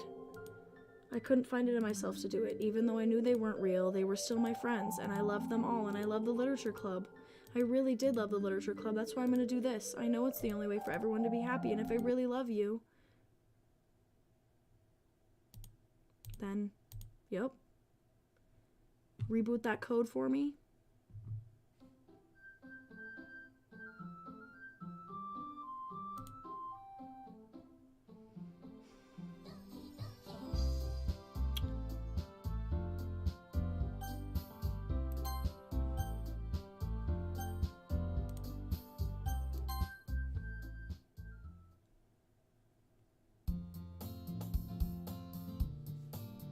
How much fucking longer do I have? This shit has to be over, right?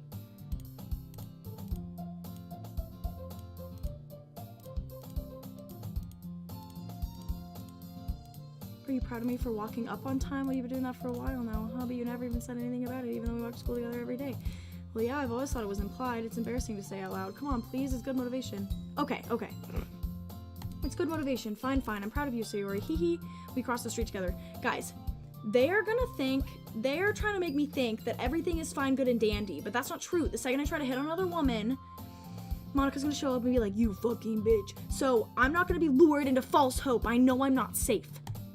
As we draw into the streets, come to be speckled with other students. By the way, Punka, have you decided on a club to join? A club? I told you already I'm not. I'm not interested in joining any clubs. Something tells me to remain friends of that now. After that, how can I tell her the clubs are a waste of time when she's starting a club of her very own? Actually, yeah, I think I've decided on a club. Really? Which one? Tell me. I think I'll keep it a surprise, boo. You meanie. Be patient, you'll find out soon enough. I used to ask myself why I let myself get lectured by such a carefree girl, but I started to realize that in a way I envy her. When Sierra puts her mind to something, she can accomplish great things. That's why I feel like I should do something special for her. The school day is as ordinary as ever. I pack up my things, gathering my motivation. Let's see. I recall the room number. I walk across schools. I find the room. I typically open the door in front of me. Hello? Ah, Punka! What are you doing here? Well, I just glance around the room. Huh? So you're the Punka that Siori's always talking about? Thanks for stopping by. Ugh, that bitch. It's a pleasure to meet you, Punka. We're the literature club. I hope you enjoy your visit. Come on, Yuri. No need to be so formal. He's gonna think we're really strict or something. Sorry, Natsuki. The tall one is him, apparently. Yuri seems to be quite shy compared to the other girl. She's not. In the comparison, the girl named Natsuki, despite her size, seems like the assertive one. Well, it's nice to meet both of you. I look forward to working with you. But working? Punka, don't tell me. That's right. The club I've decided to join is yours, Yuri. The literature club. Yuri's eyes light up. No way, no way. Yuri wraps around me, jumping up and down. Hey, well, if Sayori is this happy, then I'm sure it won't be so bad to have you around. Not to mention there's 4 of us now. That means we can become an officially recognized club. I don't even know what to say. We have to celebrate. Hoo, what an appropriate day for that, isn't it? Yeah. After all, Natsuki decided to, hey, don't ruin the surprise. Hee, sorry. Everyone sit down at the table, okay? How about we make some tea as well? The girls have a few desks arranged to form a table. Natsuki and Yuri walk over to the corner of the room where Natsuki grabs a wrapped tray, and Yuri opens the closet, still feeling awkward to take a seat next to Sayori. Natsuki proudly marches back to table, tray in hand. Okay, are you ready? Ta-da! Oh, whoa! Natsuki lifts off tray and doesn't white fluffy cupcakes. I look like little cats. The whiskers are drawn with icing, little pieces of chocolate used to make ears. So cute. Wow, those look amazing. Well, just hurry and take one. Sarah grabs them first, and I fall. It's delicious. Sarah takes them out of the room. Oh, man, get icing on her face. Turn the cupcake around in my fingers, looking for the best angle to take a bite. Natsuki's quiet. I can't help but notice her seeking glances in my direction. She's waiting for me to take a bite. I finally bite down. Icing is sweet and full of flavor. I wonder if she made it herself. This is really good. Thank you, Natsuki. Well, of course it is. I'm a pro after all. You don't need to thank me or anything. Natsuki struggles to comment. She carefully places a teacup in front of each of us before setting down the teapot next to the cupcake tray. You keep a whole tea set? Don't worry, teachers give us permission. After all, doesn't a hot cup of tea help you enjoy a good book? I guess. I'm trying to press our new member, Yuri? That's not. Insulted, Yuri looks away. I meant that, I believe you. Well, tea and reading might not be a pastime for me, but at least I enjoy tea. I'm glad. Yuri faintly smiles for herself in relief. So, Punka, what kind of things do you like to read? Well, considering manga, I'm out of quiet lady self. Natsuki's head certainly perks up. Looks like I want to say something. She's fine. I'm just a reader, I guess. Well, that can change. What am I saying? I spoke without thinking. Anyway, what about you? Yeah. Novels about that become like the world. I tell you a good story. Reading seems so reserved and timid. Okay, I'm certain we can find something we have in common. Hey, Yuri, well, about, the first thing you said, manga? That's right. Natsuki tends to read manga in the club room. Don't just say it for some reason. Okay, this is different. This is good. Perseus, absolutely not. No. Besides, manga's literature too, so if Punka wants to read some more manga, then I'm trying to stop him or anything. Natsuki, I wouldn't do such a thing. However, it would be also nice for us to diversify ourselves a little. He can take this opportunity to try something new as well. Wouldn't you agree? Maybe sensing attention, Sarah jumps in. Maybe we can all try something new. I think it could be fun, and we'll all get to know each other a little bit better too. I mean, it's kind of the thing literature clubs do, right? I don't disagree or anything. Yeah, you're right as usual. President? Guess that means to start picking up a novel or something. Well, that would make 2 of us. Wouldn't mind doing it if I'm not the only one. And as for Yuri, I have to read manga? Geez, you were the one who suggested we diversify. Maybe you should be a little more open-minded. It's kind of hurtful. Hurtful, I didn't realize. With a guilty expression, Yuri thinks to herself, I'm sorry for disrespecting your interest, Natsuki. If you're into it, then I'm sure it's a worthy form of literature. Are you just saying that? No, I've realized my error. So if you're willing to consider starting a novel, I'll offer my gratitude by starting to read a manga as well. Really? I mean, it makes me happy that you do that for me, Yuri. Perseus, enough! He's scratching at some saran wrap, because he's an idiot. Stop it! No.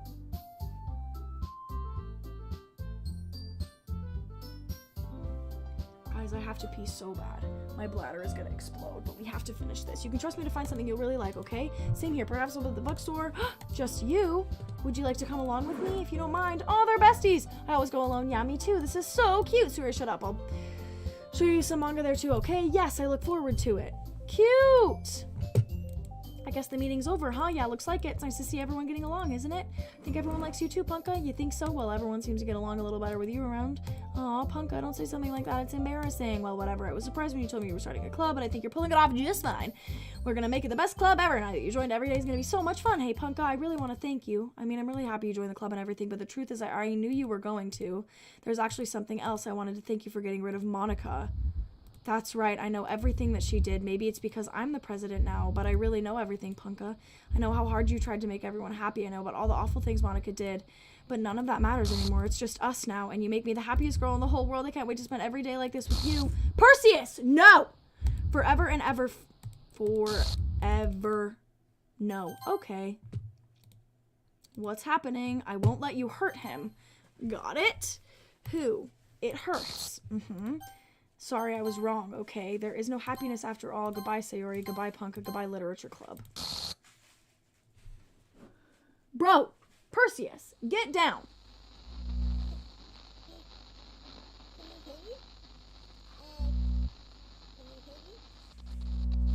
Can you hear me? Hi, it's me. So, you know how I've been, like, practicing piano and stuff? Perseus! Not really any good at it yet, like, at all. But I wrote you a song, and I was kind of hoping that I could show it to you, because I worked really, really hard on it. So, yeah.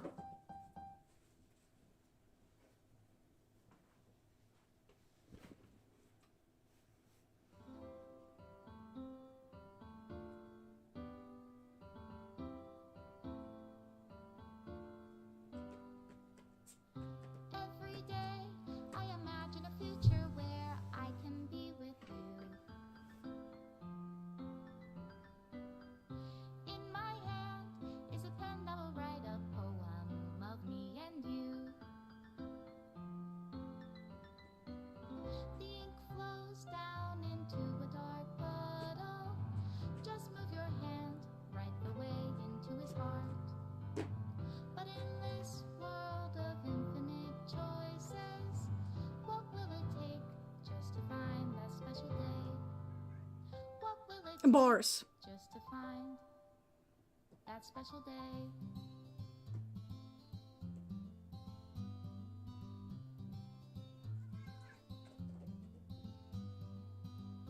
Have I found everybody a fun assignment to do today? When you're here, everything that we do is fun for them anyway. Is that it? When I can't even read my own feelings, what good are words when a smile says it all? And if this world won't write me an ending, what will it take just for me to have it all? Am I pinning her down?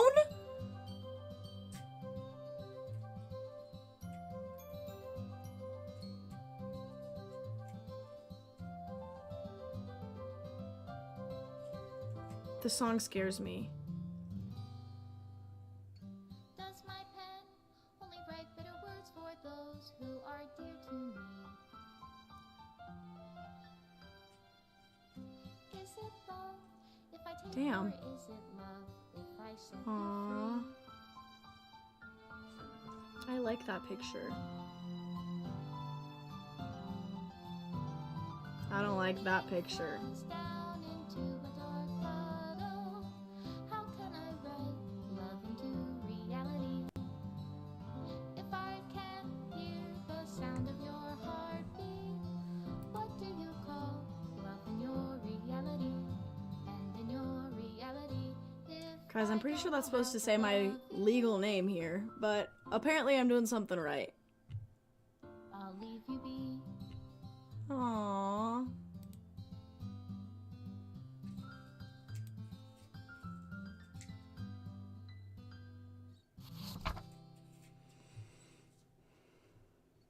This is my final goodbye to the literature club. I finally understand. The literature club is truly a place where no happiness can be found. To the very end, it continued to expose innocent minds to a horrific reality, a reality that our world is not designed to comprehend. Can't let any of my friends undergo that same hellish epiphany. For the time it lasted, I want to thank you for making all my dreams come true, for being a friend to all the club members, and most of all, thank you for being a part of my literature club. With everlasting love.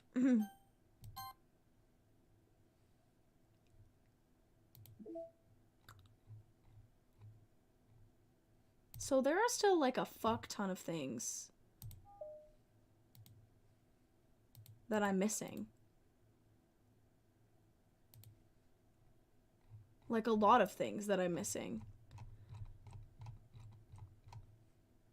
That's like really it?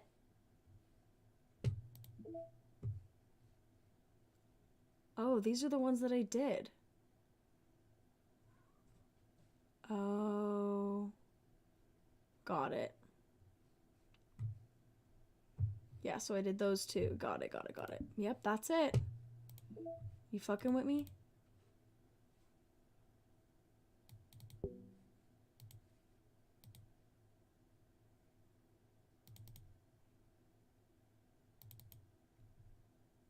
Oh! Guys, I did it. Sayori's winning words. Natsuki's winning words. Yuri. Why is suicide one of hers? Ugh. Damn. Okay, so that was fucking crazy.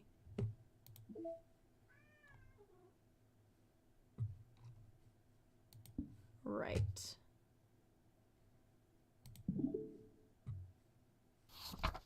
Oh, that's like it. Got it. Wow. It's a cool ass game. Holy shit. If I wasn't literally scared to play it again, I probably would.